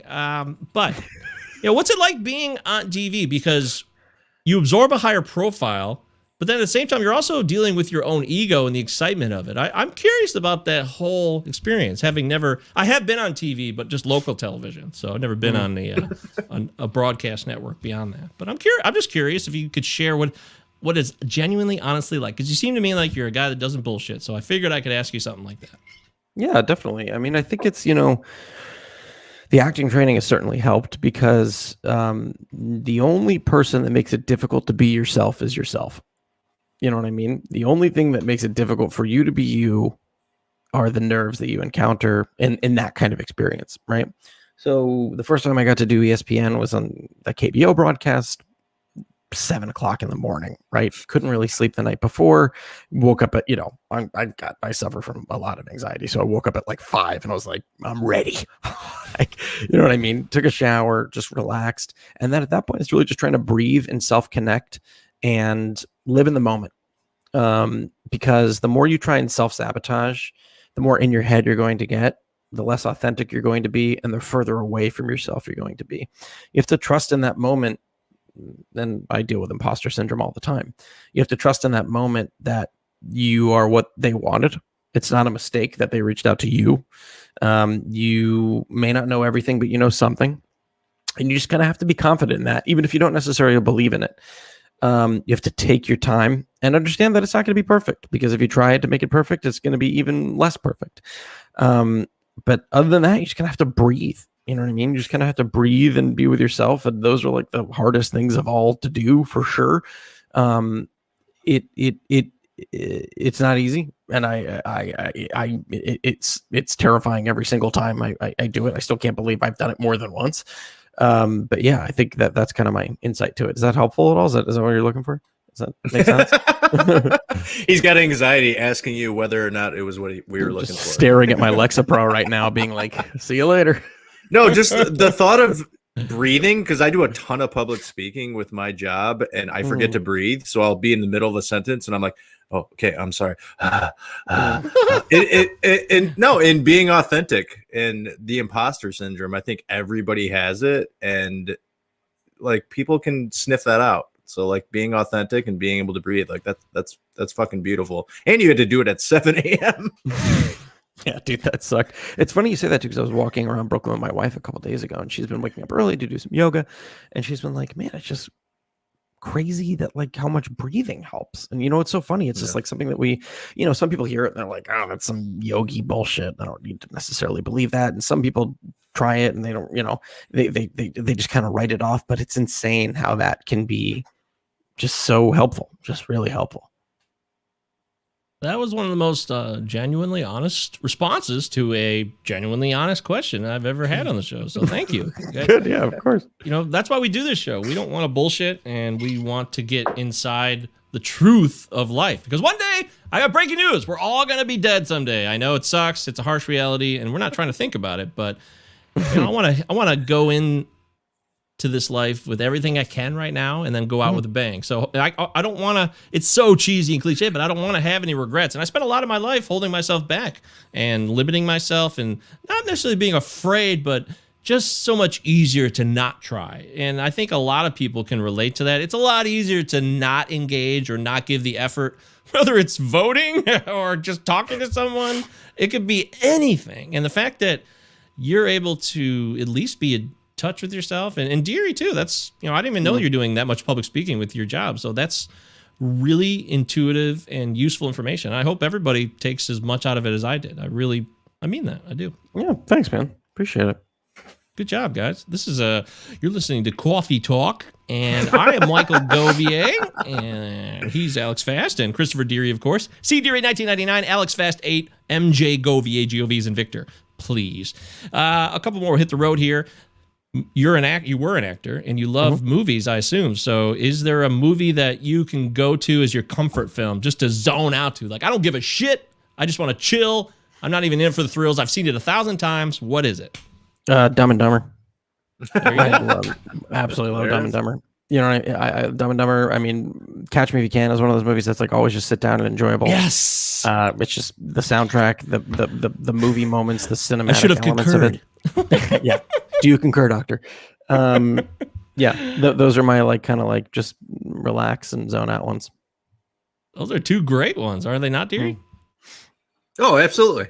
I haven't watched Dumb and Dumber in probably 15 years. I think it's time for a rewatch here soon. Oh, you know what? I just think there's so many dumb, amazing moments in that. When he leaves the bar, and I think this was impromptu, Jim Carrey points to a sign and says, "We landed on the moon." It still kills me every single time. We landed on the moon. I feel like a ton of that movie had to have been improvised. It's amazing. I love it. I completely agree. His aw shucks look on his face, he sells it so well. It's incredible. Well, I did know when they're in the Muttmobile and he does you want to hear the most annoying sound in the world. And that guy who's that guy, I think his name's Mike Stone. Mike Starr. Mike Starr, that's right. Two Mike R's. Starr. He had no clue that was coming, and he did that. So the genuine look on his face was surprised because he did There's not just know so many that Carrie was going to do that. There's so many lines that as a kid I didn't even get, where he gets pulled over by a cop and he goes, "Pull over," and he goes, "Oh, it's a cardigan. Thanks for asking." I remember seeing it in the theater, Alex. I can see myself there. It was as do I. 1994. We were 13, 14. That's I want to say it came out in the fall of '94. I might have just turned 14, first freshman year of high school. Oh, we had a great stretch run there with Dumb and Dumber and Billy Madison and Tommy Boy, all within a couple of years, and being middle schoolers, early high school. Yeah, John Wilder checking in. Nice set of Hooters you got there. Yeah. All right, that's great. That is a good response. I love Dumb and Dumber. I mean, Jim Carrey is a special talent anytime, and so is. And actually, I love Catch Me If You Can more than Dumb and Dumber. I would have, if you had to ask me, I do. It's a great movie, man. I mean, it's like when he realizes that his name is just Flash Gordon's name, like when the scene where he almost catches him inside of the hotel. Like, there's just so many like amazing cinematic moments, and like that, like I said, that soundtrack, that like that's like perfect. You know, it's great. I think it's extremely underrated. Like, I've enjoyed it every time it's on, and it's one of those things where it's on. It's like, okay, I'm in. I'm watching until the end. Without a doubt. I think that's, yeah, and that is John Williams, by the way. I think a lot of people don't think that's John Williams because it doesn't necessarily, I don't know, maybe it doesn't sound like him in terms of some of his biggest epics, but that's John Williams. So give him full credit. Figure out if that's Steven Spielberg's most. That is him, I believe. I believe is that his last good movie. Oh, wow. That is, well, I mean, you had War of the Worlds came out a couple years after that. Minority Report came out after that, technically. It was the next year. Yeah. Oh, that's so if you like, if you like that, then yes. But that was also 18 years ago. So God, that's crazy. It is. I'm glad that I was curious about what your passion was for movies because you were interested in acting. I didn't know if you were more about just the pursuit of it or if it was a love of movies that like initiated that in terms of that or. No, definitely. I mean, you went with one of the most watchable ones, and I have plenty of other pretentious answers for sure. Like when I was a kid, I didn't drink or smoke until maybe college. Like I'm still never really been into, bro. Yeah, straight edge, dog. Let's go. I never was like a specific, like, you know, I didn't wear like the X's or anything, but it just wasn't something that I wasn't super into. I would just like to stay home on Friday nights and watch movies. And my freshman year of college, I had to have been the only person who was like, no, I want to go home and work at the Blockbuster because you could get free movies. And like, that was just all I wanted to do. And it was a big part of growing up. I will never remember being like a young kid and being like, I want to watch A Clockwork Orange. And my dad being like, okay, but you have to watch it with me. And being like, this is not great. But like falling in love with, you know, Stanley Kubrick and then just falling down all those rabbit holes. And I'm pretty dead inside. Like it takes a lot for me to cry. But I do like, I do like trying to find not movies that make me cry, but movies that leave that kind of lasting, you know, that impact, that things that are unique and fun. And it's also fun when you watch all these movies to see where they get pieced together, to see who influenced who, and to see, you know, who's paying homage to who and what shots are these little Easter eggs. You know, I think that's kind of fun. It is an incredible amount of fun. I do a movie podcast. I've been doing it for over a year. So I did not know that. Yeah, see, it's great. I listen to it every Thursday night. Deary is always there with us, and Deary knows that we have a running text thread. It's called the Cinema 9 Podcast, and we have a text thread where there's 3 hosts total, me and 2 other old friends. So they worked at Blockbuster growing up just like you. They were 18 years old working at Blockbuster. I didn't do that route, but still I love movies just the same. And we have a text thread where we post our... It's like a selfie of us crying from a movie, though. It has to be from a movie, like in tears. It was just to remind me. What was the last movie you cried at? I gotta be honest. It happened. I mean, are we talking a cry or like tears? Because I'll well up. But if we're talking I want actually like something where it was like it took us. Yeah. I gotta say it was. I was surprised. I'd never seen the movie, and it really hit me super hard. This was a couple months ago, and I did mention it on the show, I believe, but it was The Help. 2011 was The Help. And I know The Help has been kind of, I know Viola Davis said, like, you know, I don't know if that movie was what we wanted it to be in terms of the white people being the ones who were telling the story, which I understand, and I respect that completely.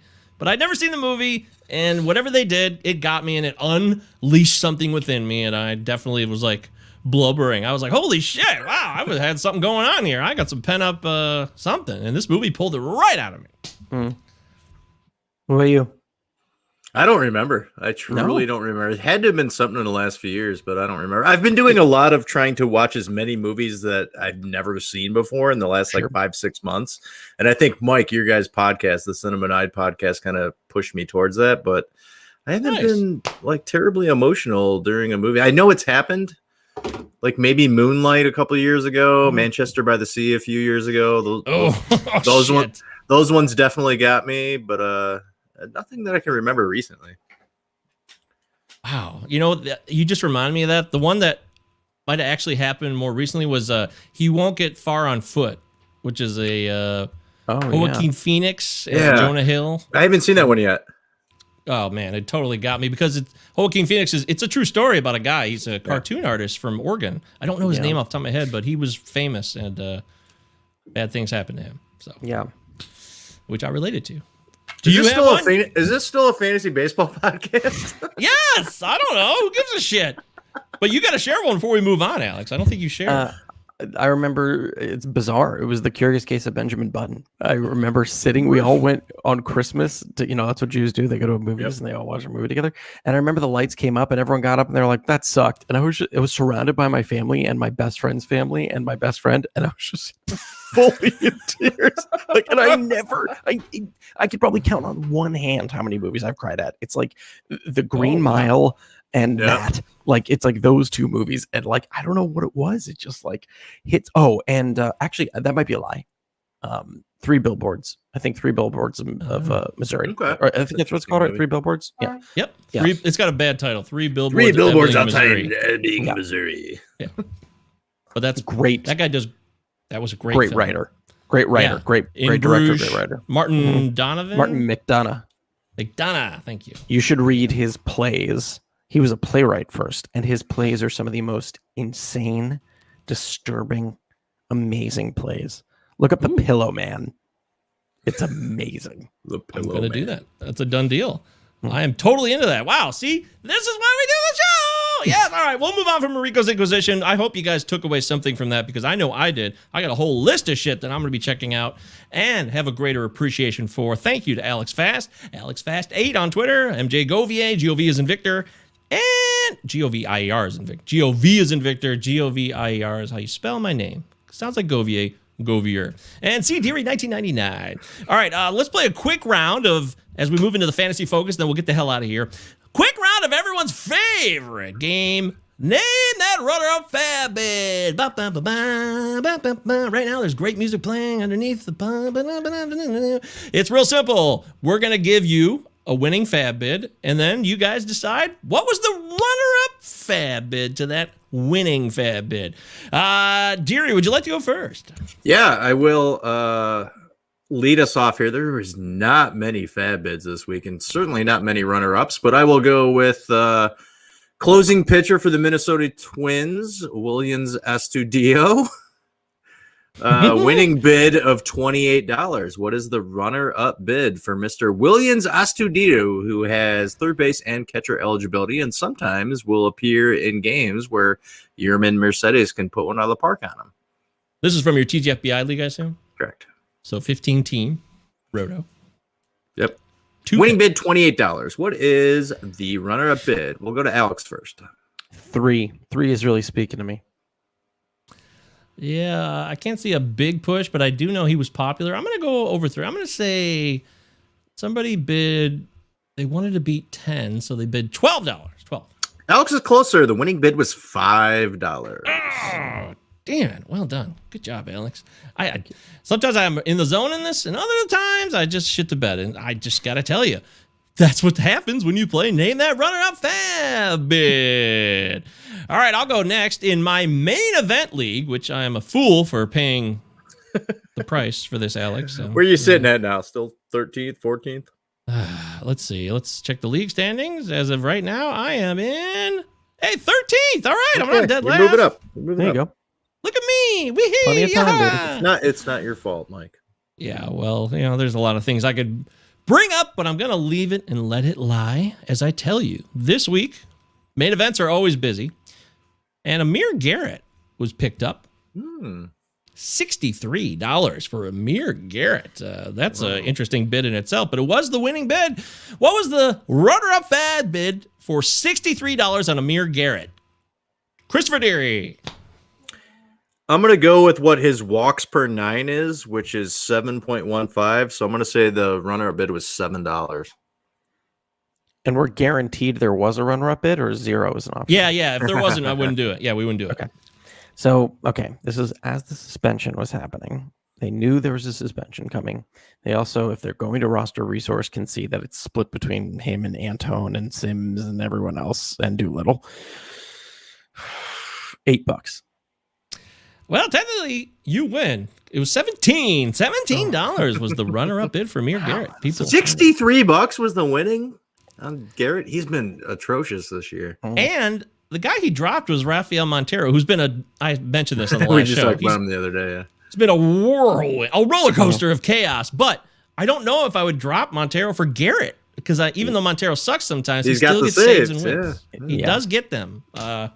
That's tough. That's a tough call. Alex, did you prepare one that you want to give, or otherwise we can give one more? You don't have no pressure. I sadly did not. I apologize. Yeah, that's fine. We'll move on with their lives then. Deary, give us one more real quick, then we'll close it out. Yeah, let's go. Brendan Rodgers. We talked about him earlier in the show. Hopefully should be coming back soon here for the Rockies. Winning bid $19. What is the runner-up bid? We'll go to Mike first.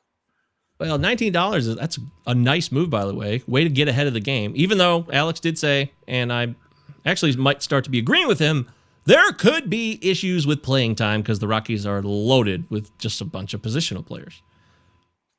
I will say the winning bid was 17. The winning bid was 19. I'll say 11.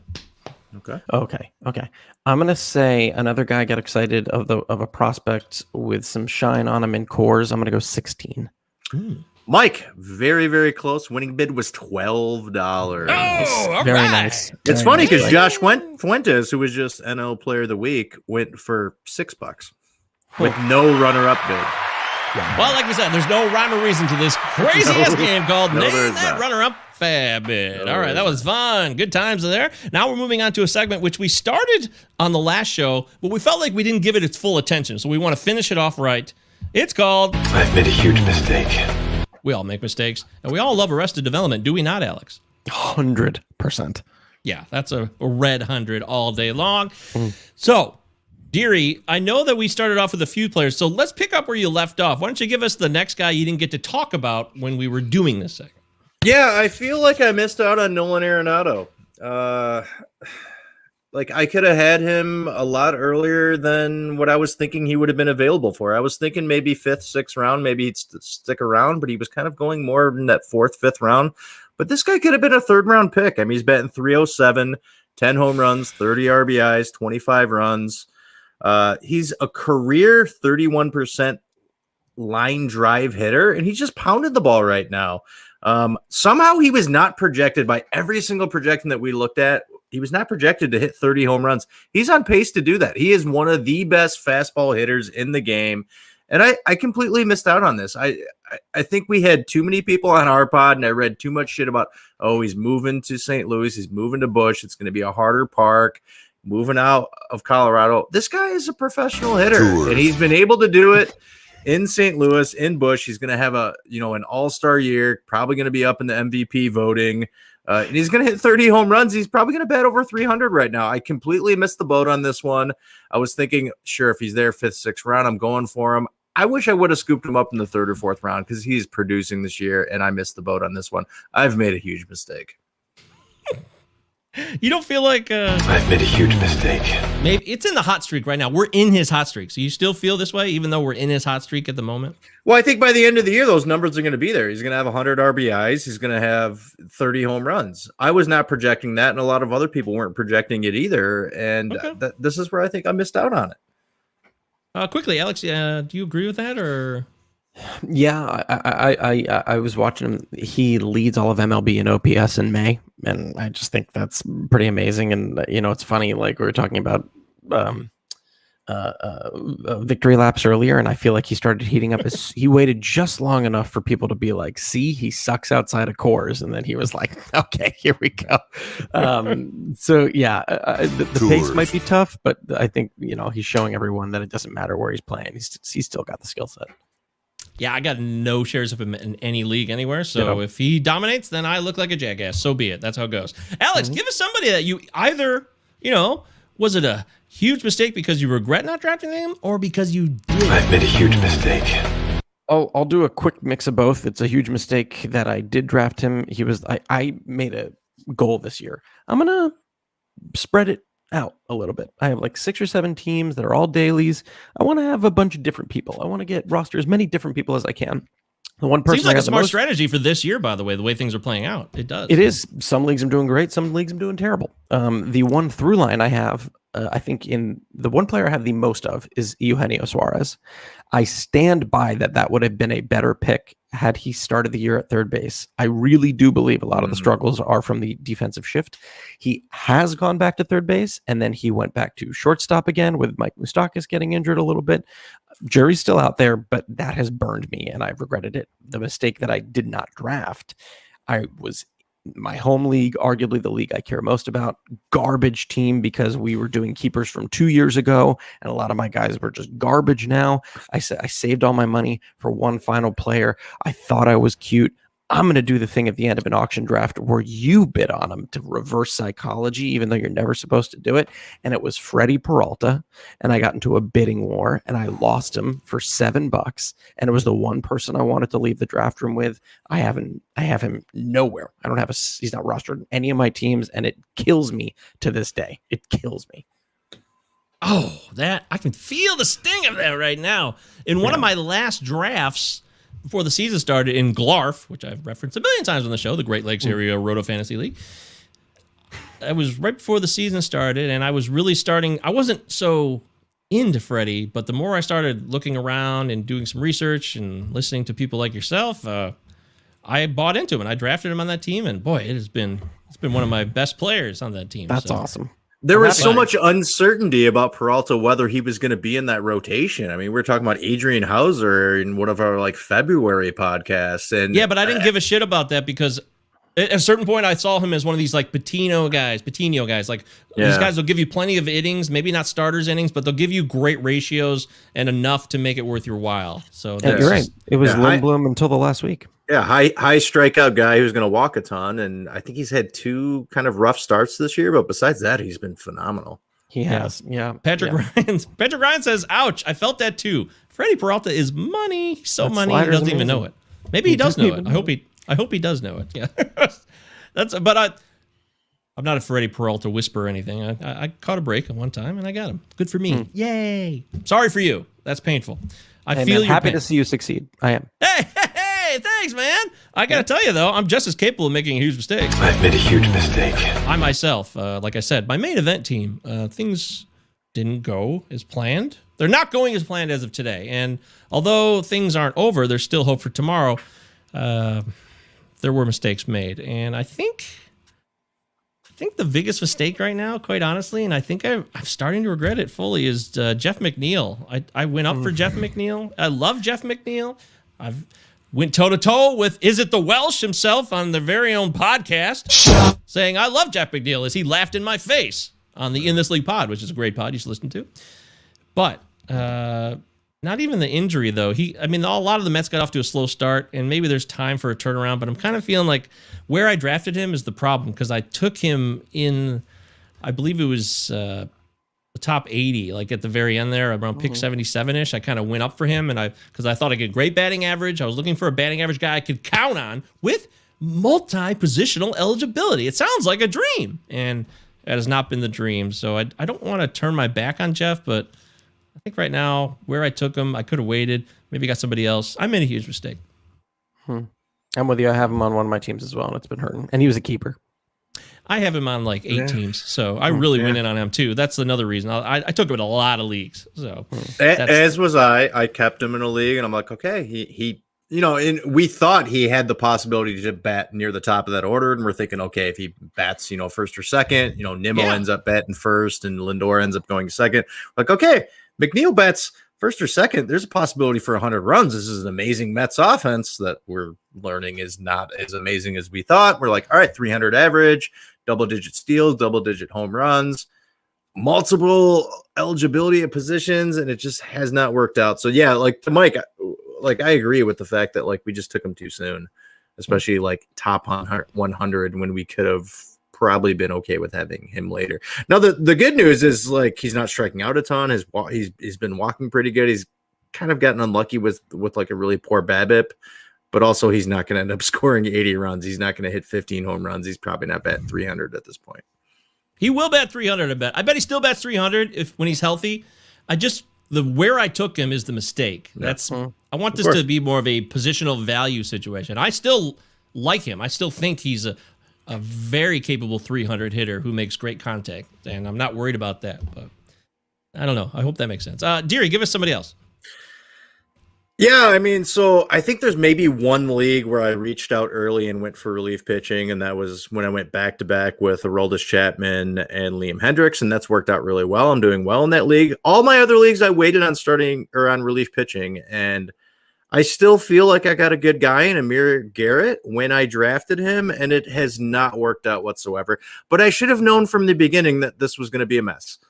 Iglesias moved on to another team. It was going to be a lot of uncertainty in the Reds bullpen. There's Antone there. There's Sims there, which I had always liked better. But we knew that Amir Garrett was going to be in this position. This guy's walking 7.15 per 9, which is just absolutely awful. 7.94 ERA. And I'm like, okay, like I'm going after this guy. He's a high strikeout guy, but I should have known from the beginning that there was a lot of volatile things within his mix, and it has not worked out so far in Cincinnati. He's been an absolute mess, and I wish I would have waited and scooped up guys like Yimi Garcia, who ended up in that rotation, being that back end of the bullpen guy. Even a guy like Hector Neris, who I believed was going to be the closer from the beginning. Sure, it's pretty rocky through a lot of his, shutting the door at the end of the game, but he still has a bunch of saves right now for the Phillies. So I made a big mistake with Amir Garrett. I still have him on a couple of my teams, and I'm just kind of waiting it out. He did come in today and struck out 2 guys, didn't give up any runs, and hopefully he can get it together moving on. But it was a big mistake where I got him early on in the season. That one is long gone. Is it too late? I don't know. Ernie says it's long gone, but I got to tell you, we've all made mistakes, whether we drafted somebody that we regret drafting now as we're in mid to late May, or somebody that we wished we would have got our hands on. Alex, you got anybody else you could share with us? Yeah, last one I'll do is someone that I have a lot of regrets about him. I regret I took him really, really late. I feel since I write that article all the time, we're drafting saves wrong, that I have to take relievers really, late. You're trapped. Yeah, exactly. I'm 100% trapped. I took him really late. I suggested him, and then I had a victory lap tweet about him that was wrong. Shame on me. And that was Tanner Scott. I really felt that Tanner Scott was going to win that closing job. He's a guy with elite velocity. He's got a fantastic 2-pitch mix for a closer. His command issues looked like they were going to be totally fine. And the guy that he had to beat out threw 1 pitch at 86 miles an hour, and that was it. It was like 55 years old. And exactly. And at one point, I just took a step back and I was like, of course they're going to have Cesar Valdez be that closer. The dead fish is a fantastic pitch, and he can induce ground balls with it when he needs to, and they know what's coming, and they still can't do anything with it. And Scott has actually been pretty valuable in holds leagues, which is weird as an O's fan, but it just, I remember the first game he was warming up first in the bullpen to come in the 9th, and I was like, let's do it, baby. I propped him up all off season, and I'm a friggin' genius. And then he didn't come in, and Brendan Hyde was like, no, it was a higher leverage situation. We're going to use him a little bit later. And then he just lied to my face. And so I made a huge mistake. I've made a huge mistake. Well, and he's an Oriole. I mean, that just hurts even more. I'm so sorry for that. I feel it. But I got to tell you, quick notes here. 2 quick notes I'm noticing, just scouring information. Deary, Ramon Laureano still does not have a stolen base since the first 8 he stole. It's been a while now. He stole 8 in 2 weeks, and he's still stuck at 8. I think Whit Merrifield has 12 to lead the league now. How does that happen? I mean, baseball is so weird. We know that it's a goofy-ass game. You get on a tear, and then it's just over? They're so focused on your base running? Or you could have traded this guy for like a huge haul if someone's just like thinking he's going to be Alberto Mondesi. Right. That's so nuts. I didn't buy it at the time. And then the second thing is Adolis Garcia, a guy that was not drafted. I think it's fair to say he wouldn't be drafted. He wasn't on the roster. He's been a waiver wire fab guy. He's got 11 home runs now already, throwing with a .295 batting average. It's just ridiculous. And I don't believe it. It's ending. I'm standing on this hill that it's going to end. Those inflated arms are going to fall apart. Juice is going to come out of them. Yeah. Deary has been saying for a while, Alex, that he is obsessed with how incredible and immaculate Adolis Garcia's biceps are, but he's feeling like there might be some juice involved. But we don't have anything to prove I'm not saying We're that. not I'm just saying that this guy has a great workout regimen. I'm not saying he's on any type of juice. All right. Just But saying you're obsessed with his biceps. Yes, I'm obsessed with his biceps. He's got Which some means- Schwarzenegger guns. Which means you don't believe that he's going to produce further, which is an interesting... He's going to get injured before he's probably going to get injured. He's too bulked up, man. Come on. We know the way this game works now. Yes. When you're that muscular, it's not going to work out. Yeah. Is this real, Alex? Anyone who's showing off power in that ballpark, which theoretically is not going to be a great power ballpark, you can just ask Kyle Gibson, leads me to believe that there's going to be a lot of swings and misses, but there's going to be a lot of power. I would still expect him to get up to like 25, but have that average drop down to like 240. That to me is where it's going to go. Yeah, what is it right now, Mike? Like 285? He's 295 batting average. Okay, I think what I was saying last pod was like he's more of like a 245 guy. He'll still have the power for sure. Mm-hmm. I really think there's some Rougned Odor in him. Not just because he was a former Ranger and he's a current Ranger. I'm just talking about the strikeouts. There's something gonna. Is he still above 30? Eventually. Is he still above like 30% right now? That's a great question. I'll have to double check that, but you can effort that while we move forward from all the huge mistakes we made. I've made a huge mistake. I want to say one thing. Chris Bryant was a huge mistake. I should have given him more credit. I went way too hardcore on the 2020 and the injuries and the trade rumors, which still persist, by the way. He could still get dealt, I suppose. But the guy is MVP. He's a former MVP. And he had a wrist, hand, thumb thing going on last year. He hurt himself in the field. And I should have understood that further. But 2020 was a weird time to get into the analysis game for the first time. I want you guys to know that. Last year was my introductory years in terms of being a public analyst of fantasy baseball. And that was my rookie year. And that's not a normal year. We know that. That's surprising to me. You seem knowledgeable beyond that. Well, I mean, I've played fantasy baseball for 20 years. But in terms of publicly expressing it, yeah. You seem like someone who's been doing this your whole life. Oh wow! Well, you're a sweet man. What a sweet guy this guy is. Usually Mike just calls me up and he's like, "Yeah, Bryant's got a 17% barrel rate this year. That has never happened in his career. 354 BABIP. I love it. Hard hit rate of 43.2." That's so stupid. No, Mike, I have my notes right here from the other day when Chris Bryant was I've made a huge mistake. You were right about that. I just want to reinforce that. We fucked up. We totally screwed this one. It's like when you get on this kick where, okay, I'm kicking this guy, and I'm going to stick with kicking this guy even though it's a year later. That's exactly what we did. You got to learn to be able to evolve and say, hey, I was wrong. I'm changing my opinion on this guy. Pull the handbrake, guys, in your own thinking. This is a note to self and to all of us. That's right. Pull the string. Yes. Look, if Luis Castillo could change and flip the script like he did recently this week, anybody can change, and we can all change our thought process. And that's a good, outstanding point. Thank you, dearie, so much. Okay, so before we go, we mentioned everybody that everybody want to mention. I don't want to leave anybody out. No disrespect to anybody, because you all matter here on the Hey, it's Rico Palazzo Fantasy Baseball Podcast, which is part of the Roto Fanatic Podcast Network, in case you were wondering. You guys are good with that segment? I wish I had more shares of Julio Urias. I just wish I had more of him.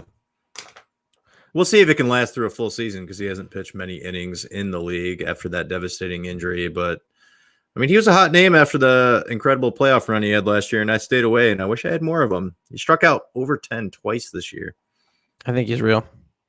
I agree. He's here. But it's just a matter of innings, right, Alex? Isn't it a matter of innings? Yeah, definitely. But I mean, that number 5 spot is brutal right now because they don't have Tony Gonsolin. Dustin May's gone for the year. David Price is being stretched out again. So I still think he's going to get you 150 at least. Really quality innings. Yeah. Really? Good. Yeah. 150? 5-0? Who else is gonna take over there? Yeah. I expect Gonsolin to get in and start cruising within a month. I do. So how many innings does Urias already have? That's a great question. Let's verify 50, around 50. I think Okay. he's got Something like 100 that. more.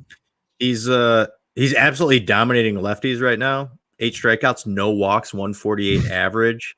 Wow. 68% of the batters he's faced, he goes to a 0-1 count, and he's absolutely dominating people with his fastball. And he throws his other stuff almost 49% of the time, all his off-speed stuff. So his swinging strike rate and chase strike rate is like off the charts right now. So I absolutely agree. He's for real. Yeah. This is not about his talent. This is just strictly about an innings management situation with the Dodgers having playoff aspirations, World Series aspirations. That's my concern. So I just think 150 is great. I would love for that to happen. I want to root for that, but I just don't see them doing that, seeing as how he's never approached that before. I think it's there. That's a great point. You never know Really? with them. You never know with them for sure. You never know with them. You could very well be right. I will say one thing we were mistaken on, that we made a huge mistake on. Ooh. Catch Me If You Can came out after Minority Report. What? Yeah. Minority Report was it was the same year. Minority I Report thought was Catch Me You summer. Catch Me If You Can came out in 2002, right? So did Minority Report. Oh, same year. Catch me If You Can was Christmas, right? Catch Me If You Can was Christmas. Minority Report was June. Holy shit. the I summer was so blockbuster. locked in that Minority Report was 03. Wow. And I'm now going to say that was his last good movie. Like, can I read off the films that he Well, directed after that? Yes. I do like Lincoln a lot. Lincoln was good. But I don't know if it's his last. I don't know. That could Give be it the to one. us. That could be the one. The Terminal, not great.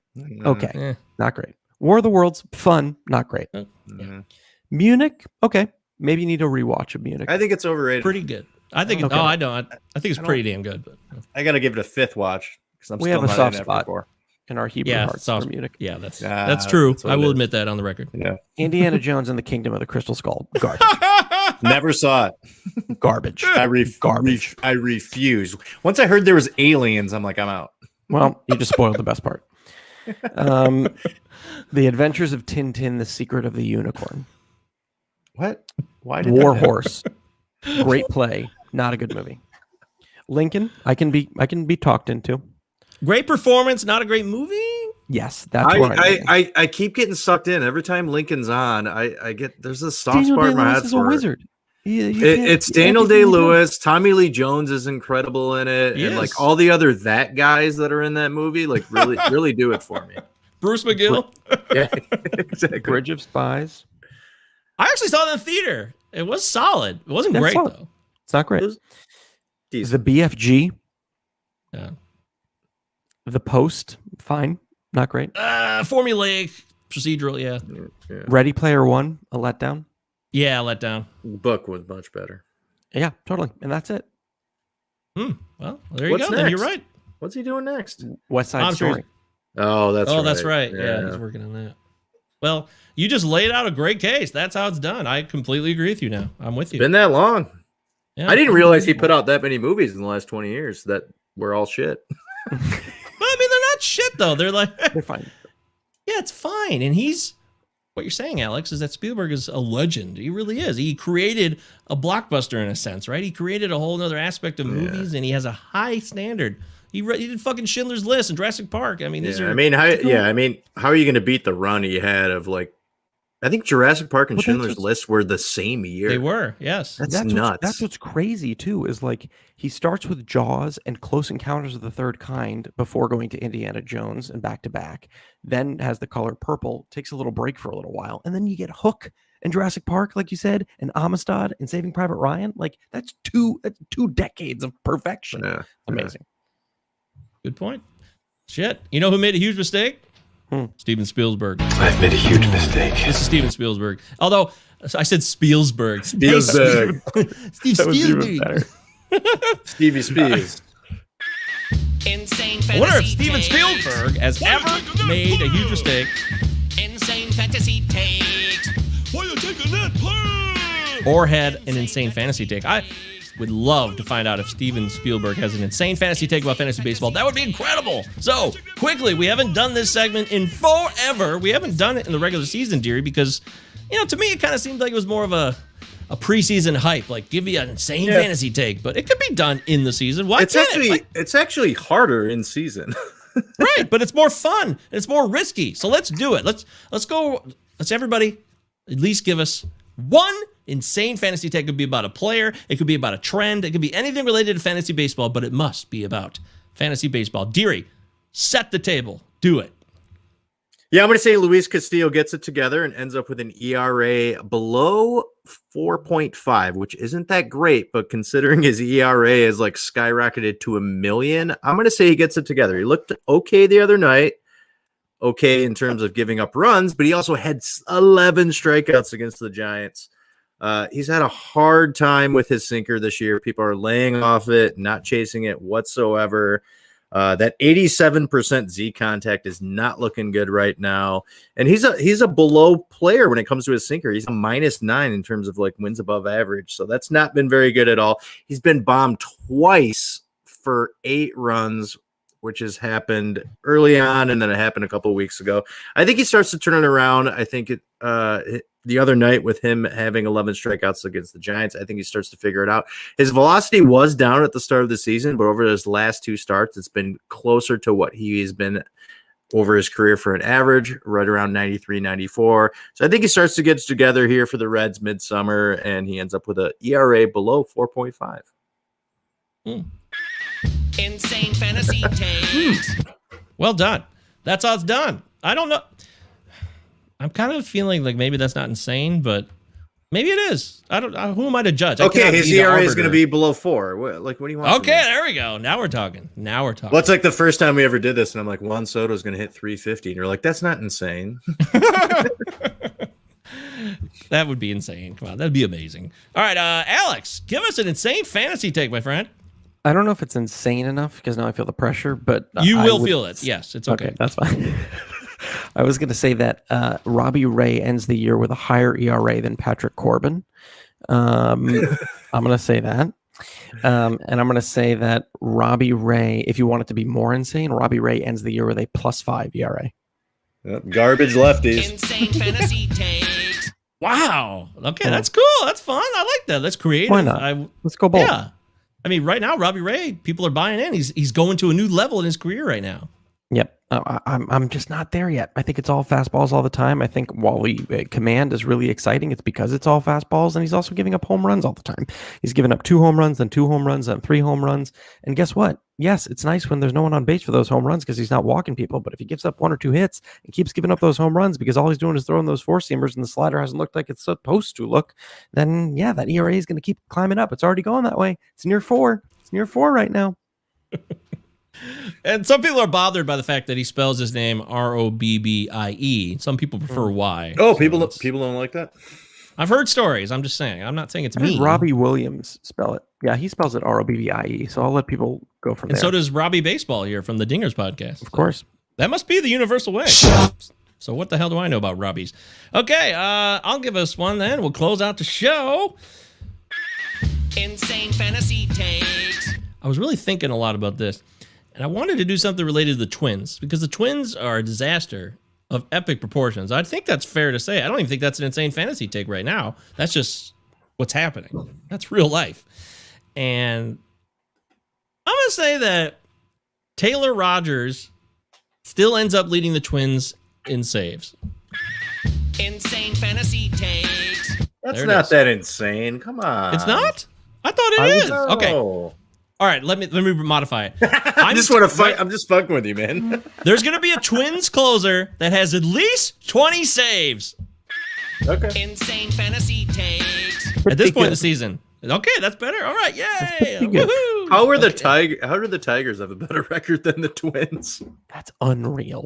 Isn't it? I actually feel bad for the Twins. I really do. You picked them to make the playoffs.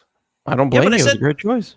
But I didn't say that they would win I think I made it very specific in that point that, yes, they'll make the playoffs, but I'm not picking them to go beyond that because they still have to win a playoff game. Yeah, because they're going to play the Yankees and they're going to lose. But that's not insane. I mean, no one can see that. I mean, Kenta Maeda, Jose Barrios, they had all the pieces to be a great playoff team, and they still can be. They can still pull it together. It's not May. The issue is still their bullpen.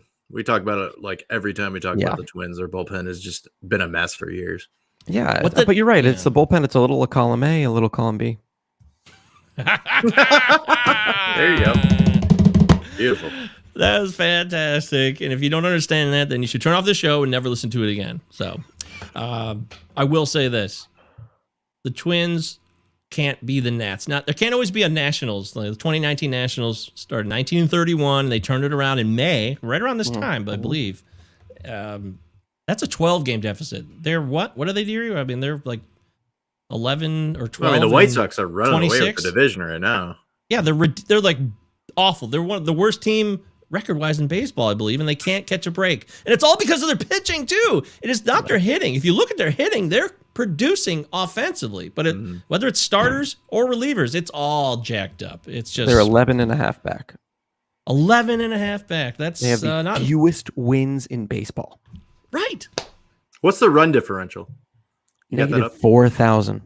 That's the Tigers. It is, oddly enough, you're close. It's -32 for them, -61. 60 for the Tigers, yeah.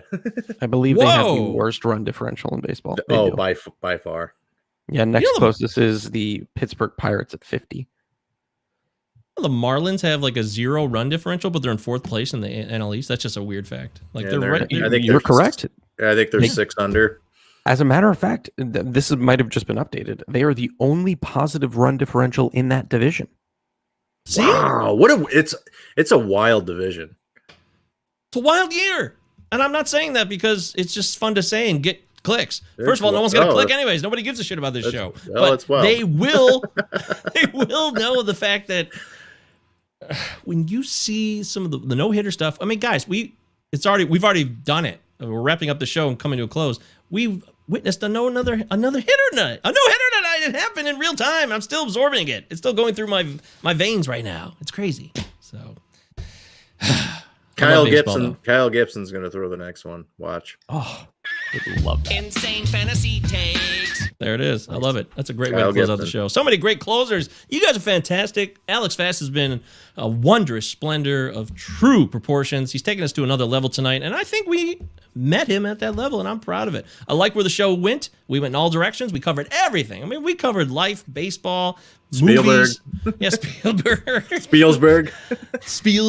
Yes, we did it all, and we did it because Alex came on. He challenged us, and he looked us in the face, and he said, hey, guys, I'm coming with full bore, and I want you guys to meet me halfway. We said, we're not only going to meet you halfway, we're going to meet you all the way there, and that's what we did together as a unit tonight. So I'm really proud of everybody. I'm proud of you guys. Great commentary. Thank you to Patrick Ryan. By the way, he said that he agreed that Spielberg equaled Miggy, which is Miguel Cabrera here in Detroit. Oh, falls apart in the later half. Similar, similar Saracens. Yeah.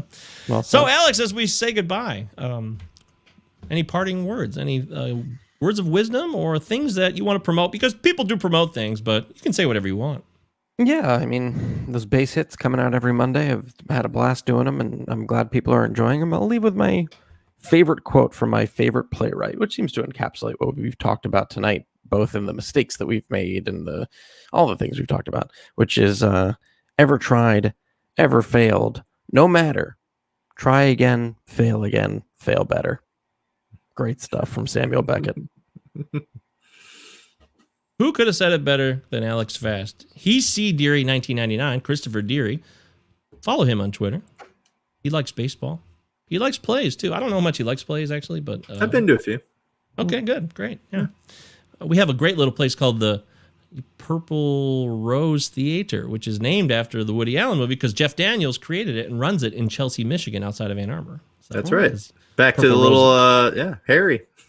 Yeah, Purple Rose of Cairo. So, and Woody Allen, I mean, he's got issues. That's obvious, and it's unfortunate. The art versus the people, that's a whole debate. We could start a whole other thread of the show, but we're not going to do that. We're going to leave that here. You can talk about that on your movie podcast tomorrow, Michael. Yeah, that's actually a good idea. Maybe we'll do that. But in the meantime, I'm MJ Govier, GOV as in Victor, IER on Twitter. We welcome you guys. Palazzo. Oh my God, have I actually gone the whole show and I didn't do Gary Busey, 2 L's, 2 Z's? I don't think I ever said it once. Nope, not once. I almost broke a streak. Woo! Good Lord. That would have been an awful streak to end. Palazzo Podcast on Twitter, 2 L's, 2 Z's. Whoop. Utah, give me 2. Guys, I'm sorry I let you down on the 2 L's, 2 Z's. I know you guys love Gary Busey, but thank you so much for listening. Palazzo Podcast at ProtonMail.com. We'll be back on Friday with our next show, me and Deary live. And of course, the Fabulous Sunday Show every Sunday night, 7 p.m. Eastern Time. FabBid, streamers, schedules, we do it all for you. RotoFanatic.com. Roto Fanatic Podcast Network. Check out our great articles. For everybody here, Alex and Deary, I'm Michael Govier. We'll catch you guys on the flip side.